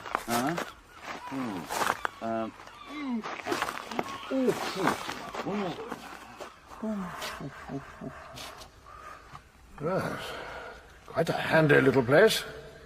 You'd never suspect it was here from the outside. What is it, Poirot? Trace of perfume, perhaps? Well, I can't smell anything. Doesn't seem to be anything of interest. There is a ledge up there. Might be worth investigating, but it is beyond my reach. You are a tall man, Mr. Lane. Could I ask you to find out if there is anything there? Of course. Yes. There's a box of some sort. Careful. Don't handle it more than you can help. There may be fingerprints. A sandwich tin. Left behind from somebody's picnic, I suppose. Oh, very neat. Containers for salt and pepper and mustard. Well, that's funny. They're all full of salt. Are you quite certain that it is salt, Inspector? Oh, this isn't salt. Not by a long way. Could be a drug of some sort. Better send it off straight away. Get your men to go over this place with a fine tooth comb. We may as well return to the hotel. By all means. And then let us go back while the sea is still calm. Could she have been a drug addict, Poirot? Arlena Marshall? I should doubt that. She had steady nerves, radiant health. No, I do not think she took drugs. In that case, she may have run into the business accidentally and was put out of the way by the people running the show. For all we know... They said I'd find you in here. I've just heard the news. This is Mr. Horace Blatt, Colonel. Do sit down, Mr. Blatt. No, I won't, if you don't mind. I've been out in the boat since early this morning, missed the whole blinking show. She was strangled, was she? She was, Mr. Blatt. Nasty. Very nasty. And mind you, she asked for it. Hot stuff. Très moutarde, eh, Monsieur Poirot? Any idea who did it? Well, you know, we're supposed to be asking you the questions. Well, fire away, then. You said you went sailing this morning. What time would that have been? I left here at 9:45. Was anyone with you? Not a soul. All on my little lonesome, Colonel. Where did you go? Along the coast in the direction of Plymouth. Well, I didn't get very far. Not much in the way of wind. In the end, I gave it up as a bad job and headed for home. Well, that's about it. Thank you, Mr. Blatt. One thing I can tell you. It wasn't me. The fair Arlena had no use for me. She had her own blue-eyed boy. And if you ask me, Marshall was getting wise to it. Now, what makes you say that? I saw him give Redfern a dirty look once or twice. Bit of a dark horse, Marshall. Looks as if he's half asleep most of the time, but I did hear that he nearly killed a bloke who'd welched on him over a business deal. I'll give you that for what it's worth. We believe that Mrs. Marshall went to Pixie Cove this morning to meet someone. Have you any idea who that someone might be? Redfern. No question. No, it was not Mr. Redfern. Well, then I haven't the foggiest. Well, it couldn't have been Gardner. His wife never lets him out of her sight. Mind you, I have seen the Reverend looking at her a good bit. He may have thought she was the daughter of Satan, but I bet he wouldn't have minded getting his fingers burned. Anyway, if that's it as far as I'm concerned, I'm off to the bar. Thank you, Mr. Blatt. What do you make of him, Poirot? You've seen more of him than I have. He likes to play the role of the rough diamond. But today there is something I have not seen before. Oh, and what's that? I think he is nervous. It didn't take them long to identify that stuff we found in the sandwich box. Diamorphin hydrochloride. Heroin. No, that's more like it. I'll wager that this is at the bottom of the whole business. A bit closer to the mark than worrying about people running bars and throwing bottles into the sea. Excuse me, Colonel Weston, may I have a word? What can I do for you? Can you tell me what arrangements I can make about the funeral? I think the inquest will be the day after tomorrow. Thank you. I'd like to return your letters, Captain. Thank you, Inspector. I hope this means that my character is clear. Looks very much like it. The chambermaid heard you typing, and Miss Darnley told us that she came to your room at 11:20, but you looked so busy she didn't want to disturb you. She said you didn't even notice her.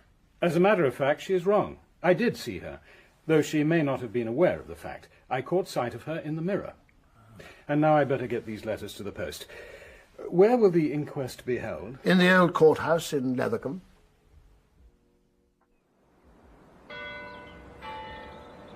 It didn't go so badly, did it? Difficult to say. They were so cautious. Any idea what the police think? They say they're perfectly happy with my alibi, but they still seem pretty suspicious. There are times when I can't believe that any of this really happened. Don't you worry. We'll pull through, all right? But we better be getting back. Linda will be getting anxious. What happened, Daddy? What did they say? Inquest adjourned. For a fortnight. That means they haven't decided. More evidence is needed. But what do they think? Well, whatever the police think, they're not giving it away at present. We shall all just have to wait. Look, Linda, I've got a couple of urgent phone calls to make. I'll be back as quickly as I can. Try not to let it worry you so much. I know it's all been very terrible, but it's no good brooding over it. I mean, it isn't as if you were fond of Arlena. No, I wasn't fond of her. Then why are you getting so obsessed by it all? You don't understand. I think I do, my dear. No, you don't. You don't understand in the least. And Christie, Miss Redfern doesn't either.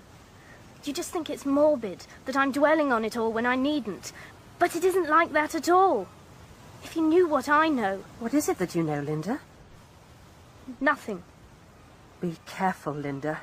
Be very careful. Arlena is dead. That's all there is to it. Forget it all, and for goodness sake, hold your tongue. If Father... Don't talk about it. I've got to say one thing. My mother... What about her? She was tried for murder, wasn't she? Yes. And then Father married her.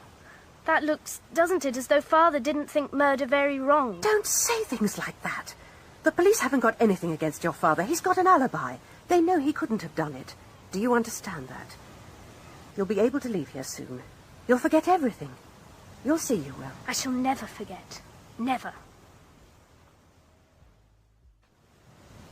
Madame Redfern, there is something I wish to know.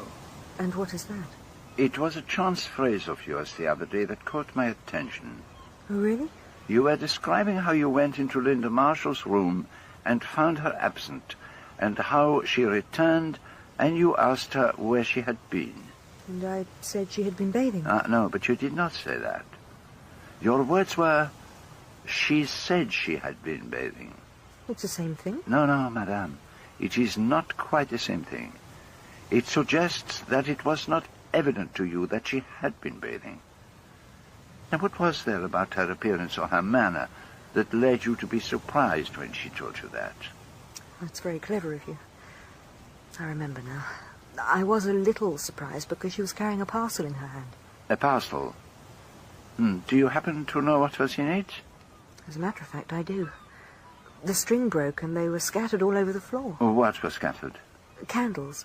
I helped her pick them up. Candles. And how did she react when this happened? She was upset, embarrassed. But I don't understand what this is about. Have you seen a book like this before? I'm not sure. It may have been the one Linda was looking at in the lending library in Leathercombe the other day. She put it back on the shelf when she noticed me. I don't know what it was exactly. I'll see for yourself.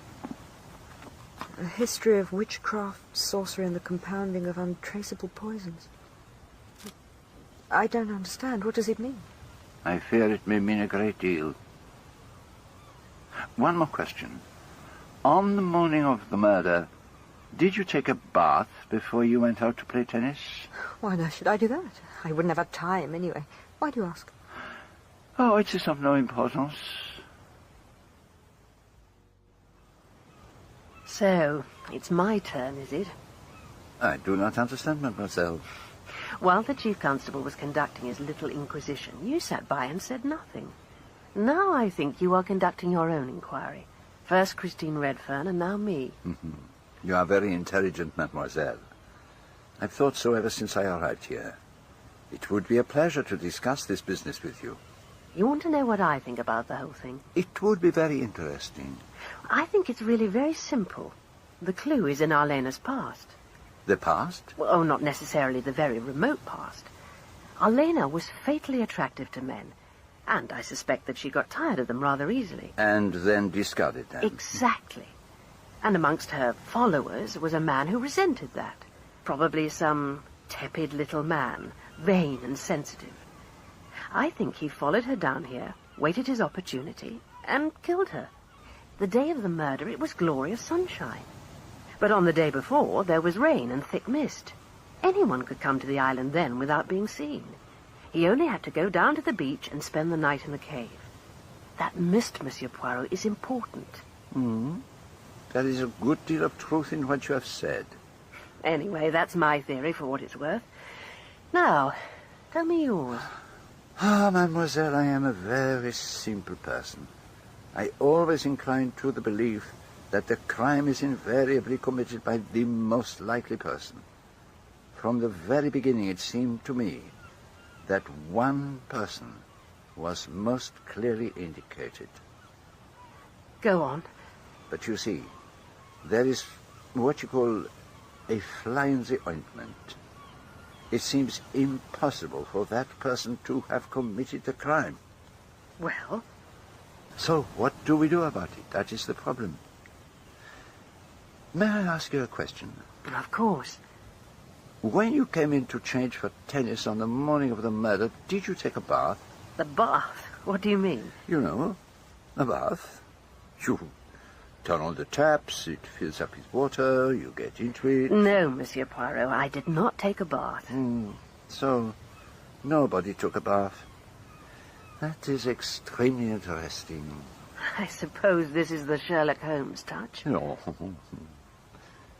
Will you permit me to be impertinent, madame? I'm sure you couldn't be impertinent, Monsieur Poirot. That is very kind of you. Then may I venture to say that the scent you use is delicious. It has a nuance, a delicate, elusive charm. Gabrielle number 8, I think. How clever you are. Yes, I always use it. So did the late Mrs. Marshall.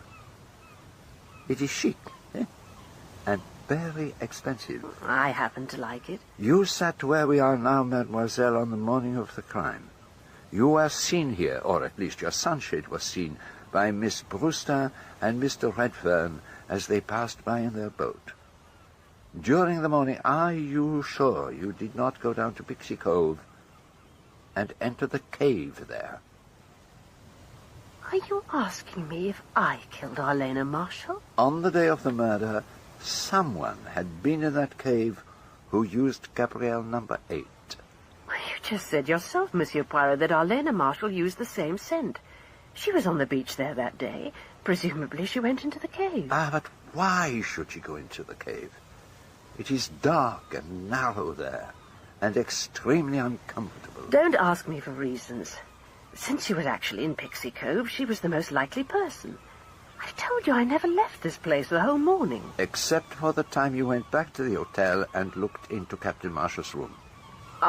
Yes, I'd forgotten that. And you were wrong, you know. Captain Marshall did see you. Kenneth saw me. Did he say so? He saw you in the mirror that hangs over the table. Why are you looking at my hands? Surely you can't imagine. Imagine what, mademoiselle? Nothing. By the way, mademoiselle, do you happen to know where Miss Linda is at the moment? She said she was going down to Gull Cove. But you don't need to ask her any more questions. Surely. What is it? Why have you come to look for me? What do you want? The other day you told the chief constable that you were fond of your stepmother and that she was very kind to you. Well? That was not true, was it, mademoiselle? Yes, it was. No. She may not have been actually unkind to you, but you were not fond of her. I think that you disliked her very much. That was plain to see. Perhaps I didn't like her very much, but one can't say that when a person is dead. It wouldn't be decent. Did they teach you that at school? More or less. When a person has been murdered, it is more important to be truthful than decent. I suppose you would say a thing like that. I would say it. And I do say it. It is my business, you see, to find out who killed your stepmother. I want to forget it all. It's so horrible. But you cannot forget it, can you? I suppose some beastly madman killed her. No. I do not think it was like that at all. You sound as if you knew. Perhaps I do know. I know that you are troubled. Very troubled. Will you trust me to do all that I can to help you? You've got it all wrong. There's nothing you can do for me. I don't know what you're talking about. I am talking about candles. I won't listen to you. Leave me alone. I won't listen. But you must listen, mademoiselle. And you know why, do you not?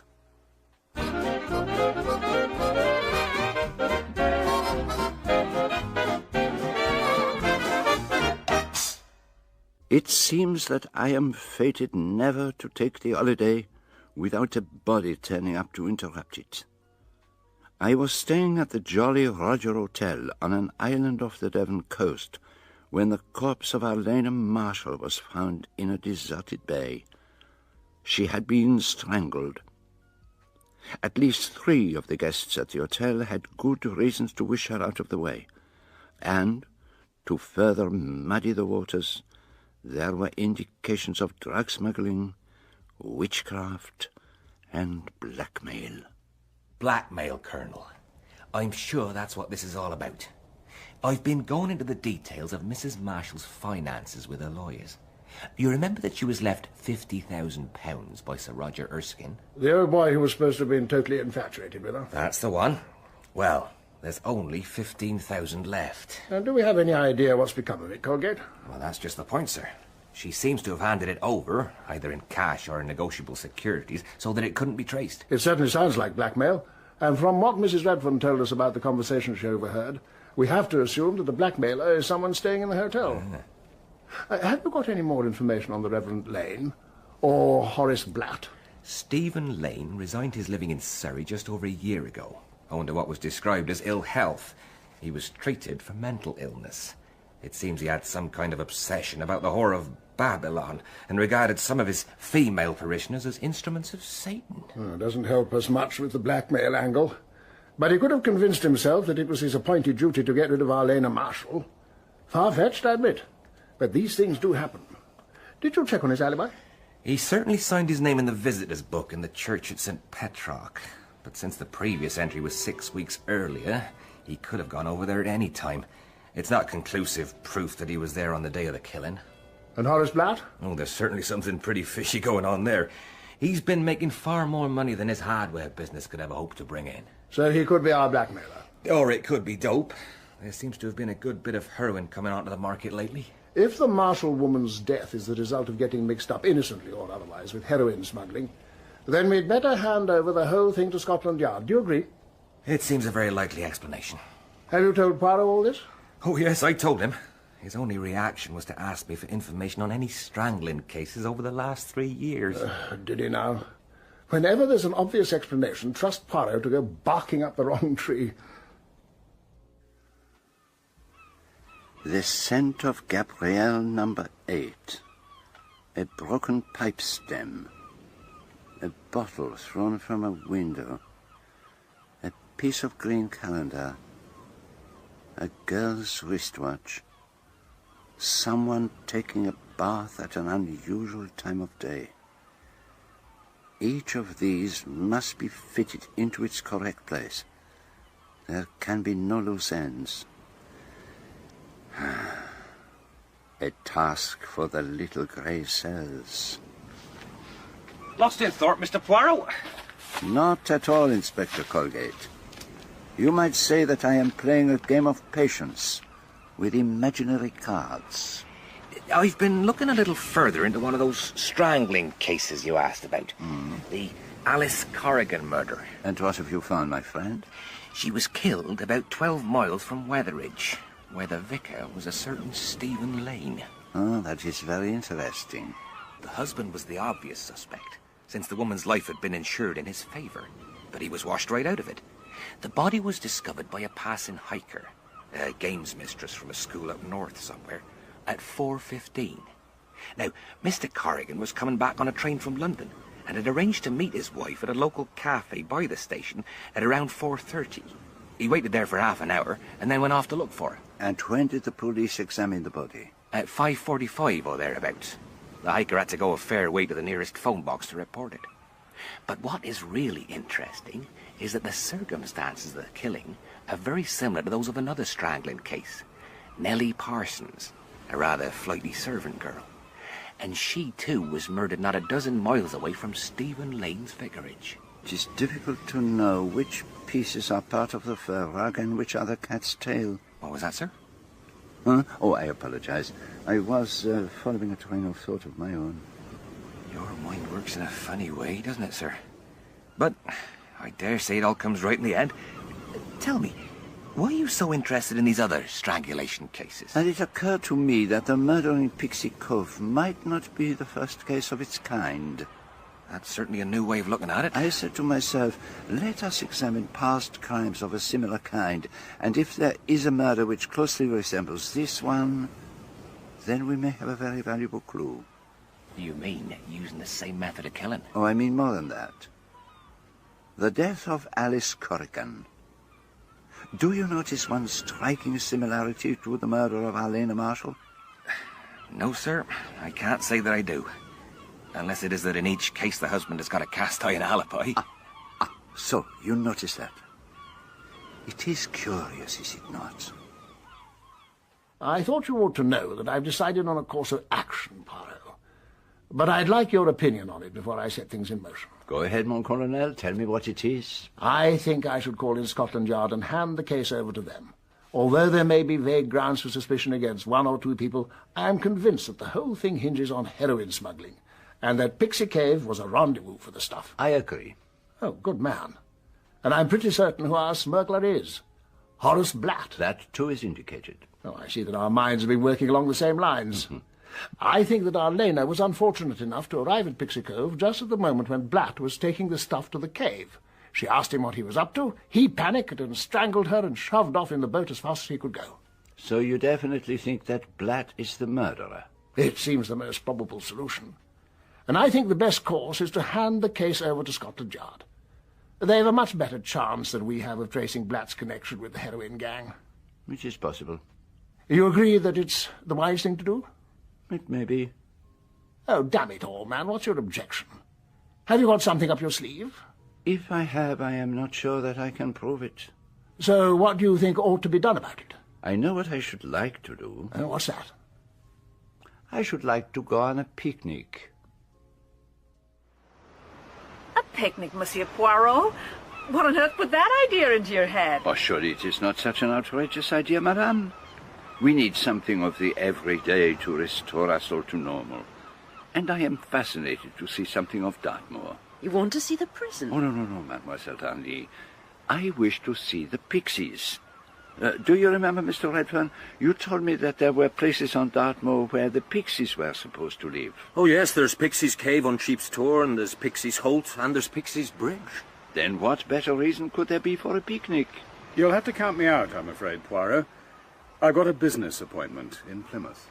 Oh, it will be our loss, Captain Marshall. I trust that the others will be able to come. I shall make arrangements for our transport.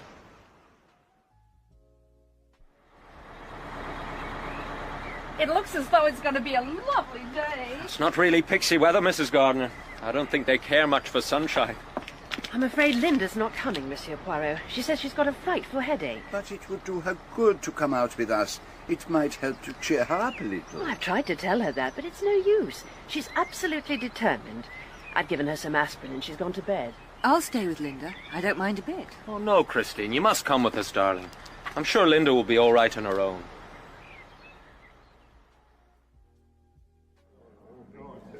Well, Mrs. Gardner, did you have a good day?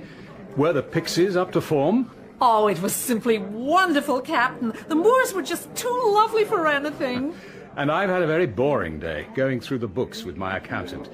I've only just this moment come back. Oh, Miss Darnley's gone up to see how your daughter's headache is. Oh, it was such a pity you couldn't be with us. We had a really marvellous picnic, and Monsieur Poirot was in such high spirits.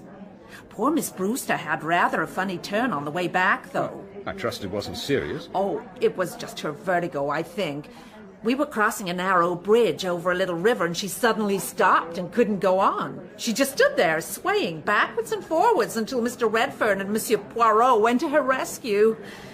Oh, but I better go up and see how my husband is making out. He had one of those Cornish pasty things, and he'll probably have to be in the bathroom for hours. Kenneth, something's happened to Linda. You'd better come. I just can't wake her.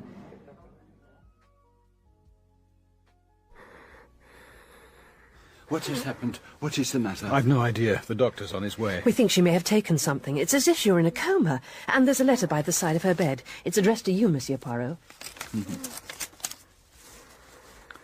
I think this is the best way out. Ask Father to forgive me. I killed Arlena. I thought I should be glad, but I'm not. I am very sorry for everything. Oh, the poor misguided child.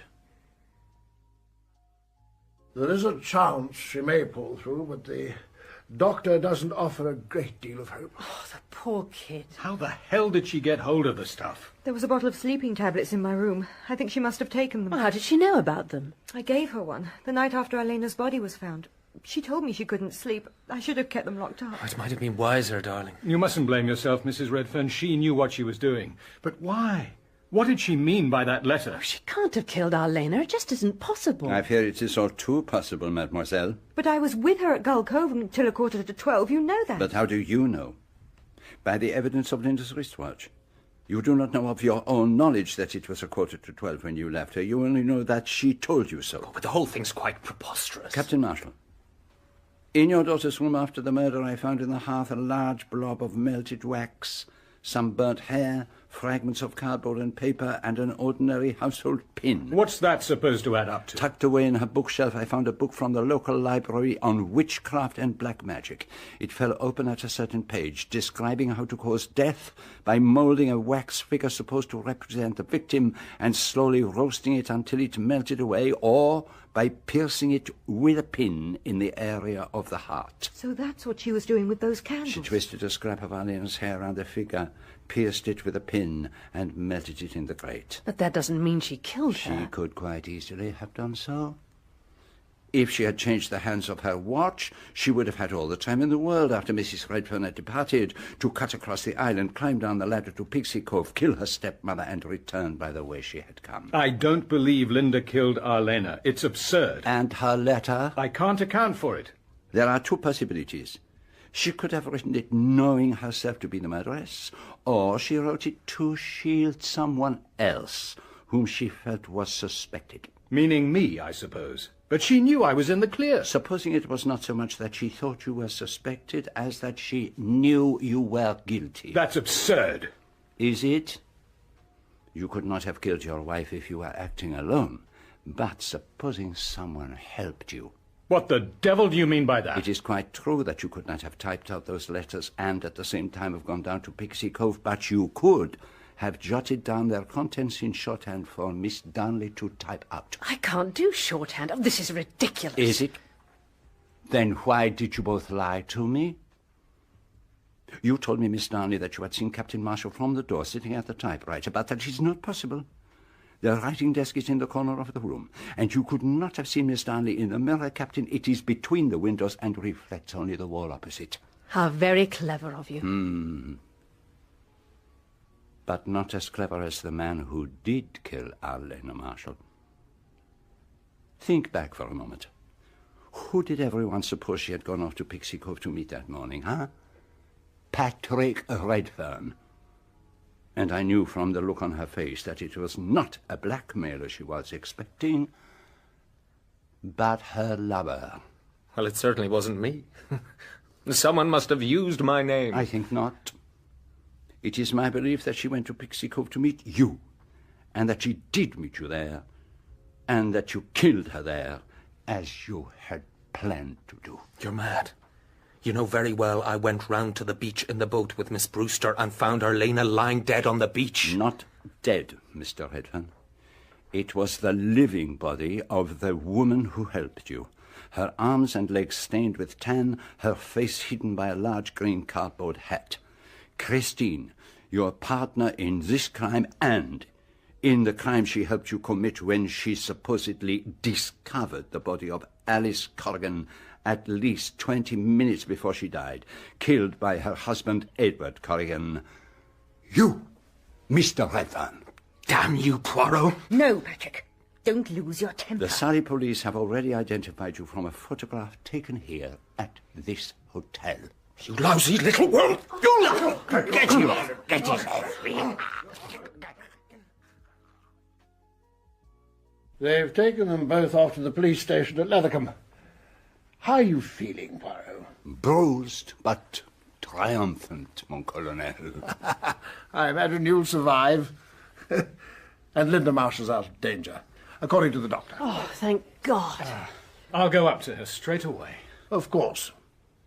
Now, Poirot, I hope you're sufficiently recovered to tell us all what happened.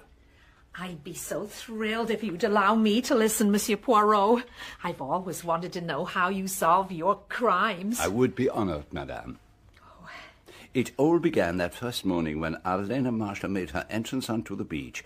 We had been talking of the sun-tanned bodies, and I reflected on how little difference there was between one brown body and another. You said they looked like boiled lobsters. It was on that morning that I spoke with the Reverend Lane about evil. For him, evil was focused in the person of Arlena Marshall, the kind of woman who wrecked lives and destroyed souls. Well, so she did. Ah, but I saw her very differently. It was not she who attracted men. It was men who fatally attracted her. In Patrick Redfern, with his good looks and his fine body and his easy assurance, I recognize the type of man who makes his living one way or another out of women, and for whom Arlena Marshall would be his predestined prey. And of course, Arlena was quite a wealthy woman. Old Erskine left her most of his fortune. Not that there's much of it left. 15,000 out of 50. I have no doubt that Patrick Redfern found it easy enough to induce her to hand over large sums from time to time for investment. But why did he need to kill Arlena? She was the goose that laid the golden eggs. Ah, but that is just the point. He had deprived her of most of her private fortune, and this fact could not be kept from her husband for much longer. And once Captain Marshall started to ask questions... And Christine was in on all this? Oh, yes. None of this could have been done without her. From the time of their arrival here, she played the part of the poor little wife. Frail, helpless, intellectual rather than athletic. Oh, quite an accomplished little actress. Just think of the points she made, one after another. Her tendency to blister, her giddiness at heights. Well, she told Miss Brewster she got stuck on the outside staircase of Milan Cathedral. Everyone spoke of her as a little woman, but she was actually as tall as Arlena Marshall. She told people that she had been a school teacher as part of her bookish image. In actual fact, she had been a games mistress, a strong young woman who could run like an athlete and climb like a cat. Hey, just a minute, Monsieur Poirot. Yes, madame? Is that why you arranged our little trip to Dartmoor today, so that you could test her out on that nasty little bridge? How very perceptive of you, madame. People who have a bad head for heights are never comfortable crossing a narrow bridge over running water. Miss Brewster, a genuine sufferer, was rendered quite helpless, but Christine Redfern ran across it without even noticing it. Oh, that's But I still want to know exactly how they managed the killing. I will take you through it step by step. Redfern's first act was to slip out very early by the balcony door, which you notice, Colonel. Under his bathing wrap, he concealed a large beach hat, the kind worn by Arlena Marshall. He crossed the island, climbed down the ladder to Pixie Cove, and hid the hat among the rocks. Step number 1. So he had arranged a rendezvous with Arlena? Yes. She agreed to go there early, and he told her he would join her at Pixie Cove as soon as he could slip away unobtrusively. If Arlena heard anyone descending the ladder, she was to hide in the cave, the secret of which he had explained to her, and wait there till the coast was clear. Step 2. You said you could smell Gabrielle No. 8 in the cave. It was hers, of course. Exactly, mademoiselle. In the meantime, Christine was in Linda's room at the time she calculated she would have gone out for her swim. She altered Linda's watch, putting it forward 20 minutes. While she was there, she noticed the book on witchcraft and black magic. And when Linda returned and dropped the package of candles, she realized exactly what was in the girl's mind. It opened up new possibilities. The original scheme had been to throw suspicion onto Kenneth Marshall, hence the fragment of a briar pipe at the bottom of the ladder.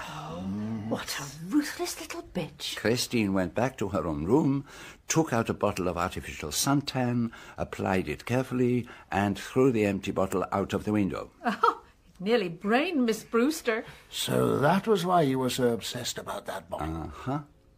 She then dressed herself in a white bathing suit and then put on a pair of floppy beach pajamas which effectively concealed her artificial suntan. And I put it down to her hopeless dress sense. It also effectively concealed her watch from Linda. At Gull Cove at 11:25, she asked Linda what time it was. Linda's watch showed 11:45. Christine began to pack up her sketching things, and Linda set off for a bathe. As soon as her back was turned, Christine put Linda's watch back to the correct time. She went up the cliff path and ran across the island to the top of the ladder down to Pixie Cove. She stripped off the beach pajamas and climbed rapidly down the ladder. And she must have been the last person Arlena expected to see, her lover's wife. No wonder she hid in the cave.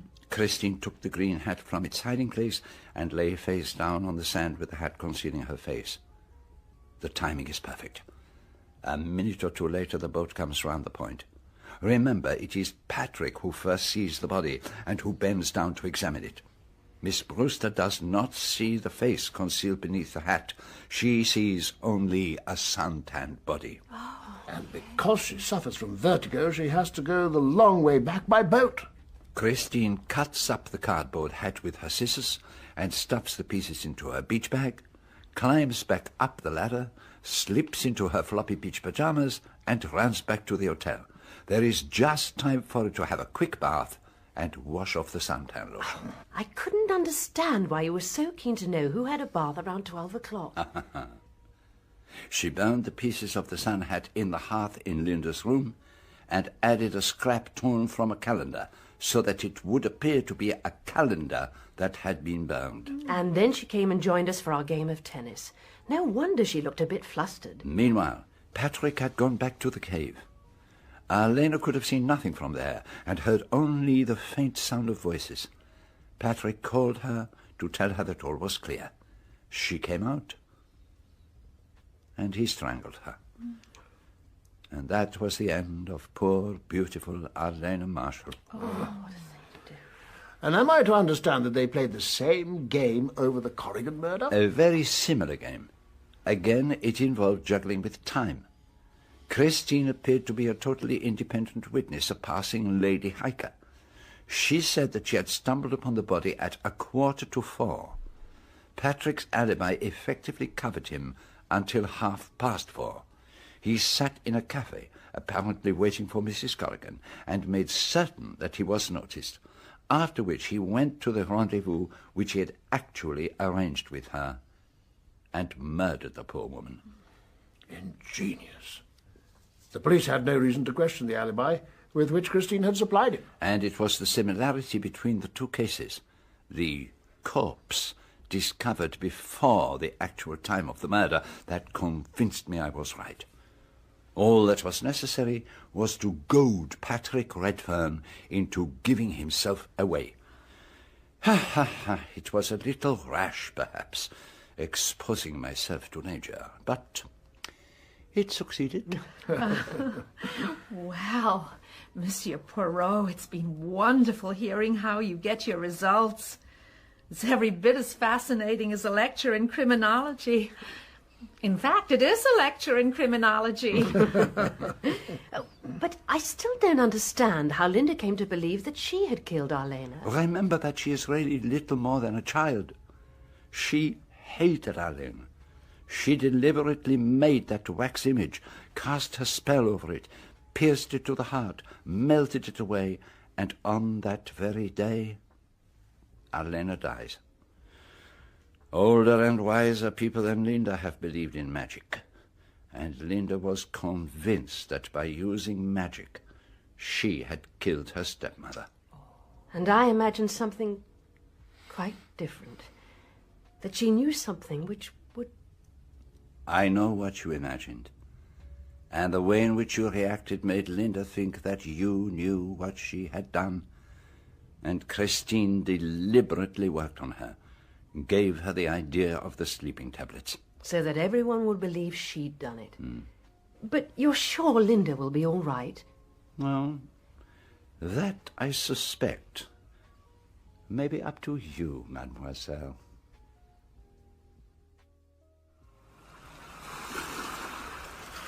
But it's just the same as if I had killed her, isn't it? I meant to. It is not at all the same thing. The wish to kill and the act of killing are different things. If, in your bedroom, instead of the wax figure, you had your stepmother bound and helpless, and a dagger in your hand instead of a pin, you would not have pushed it into her heart.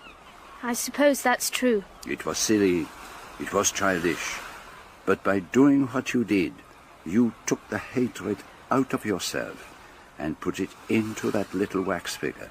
And when you burnt it in the fire, you destroyed not your stepmother, but the animosity you bore her. Yes, I did feel a kind of relief at first.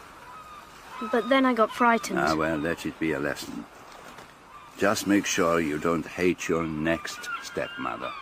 My next stepmother? Oh, you mean Rosamund? Do you really think there's a chance? A very good chance, I should say. I don't mind her. She's sensible. I think we'll get on very well.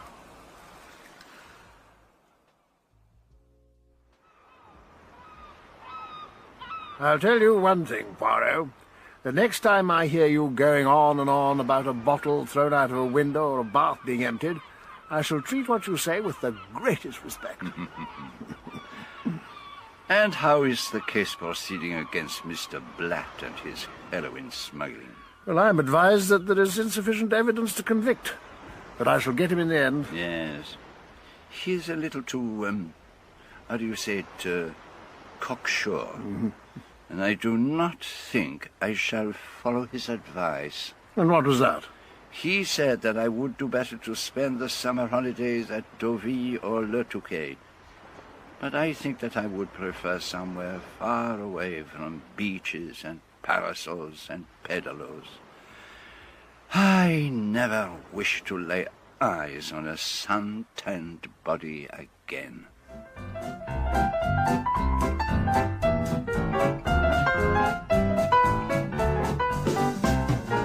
In Agatha Christie's Evil Under the Sun, Hercule Poirot was played by John Moffatt and Colonel Weston by George Baker. Arlena Marshall, Fiona Fullerton, Captain Marshall, Robin Ellis, Linda Marshall, Lindsay Fawcett. Patrick Redfern, Ian Glenn, Christine Redfern, Susanna Corbett. Rosamund Darnley, Sabina Franklin, Miss Brewster, Joan Littlewood, Mrs. Gardner, Wendy Craig, Mr. Gardner, John Rowe. Horace Blatt, John Hartley. The Reverend Stephen Lane, Ewan Thomas. Gladys, Nicole Forbes. Inspector Colgate, Gerard McDermott. Evil Under the Sun was dramatised by Michael Bakewell and directed by Enid Williams. It is published in the UK by BBC Worldwide.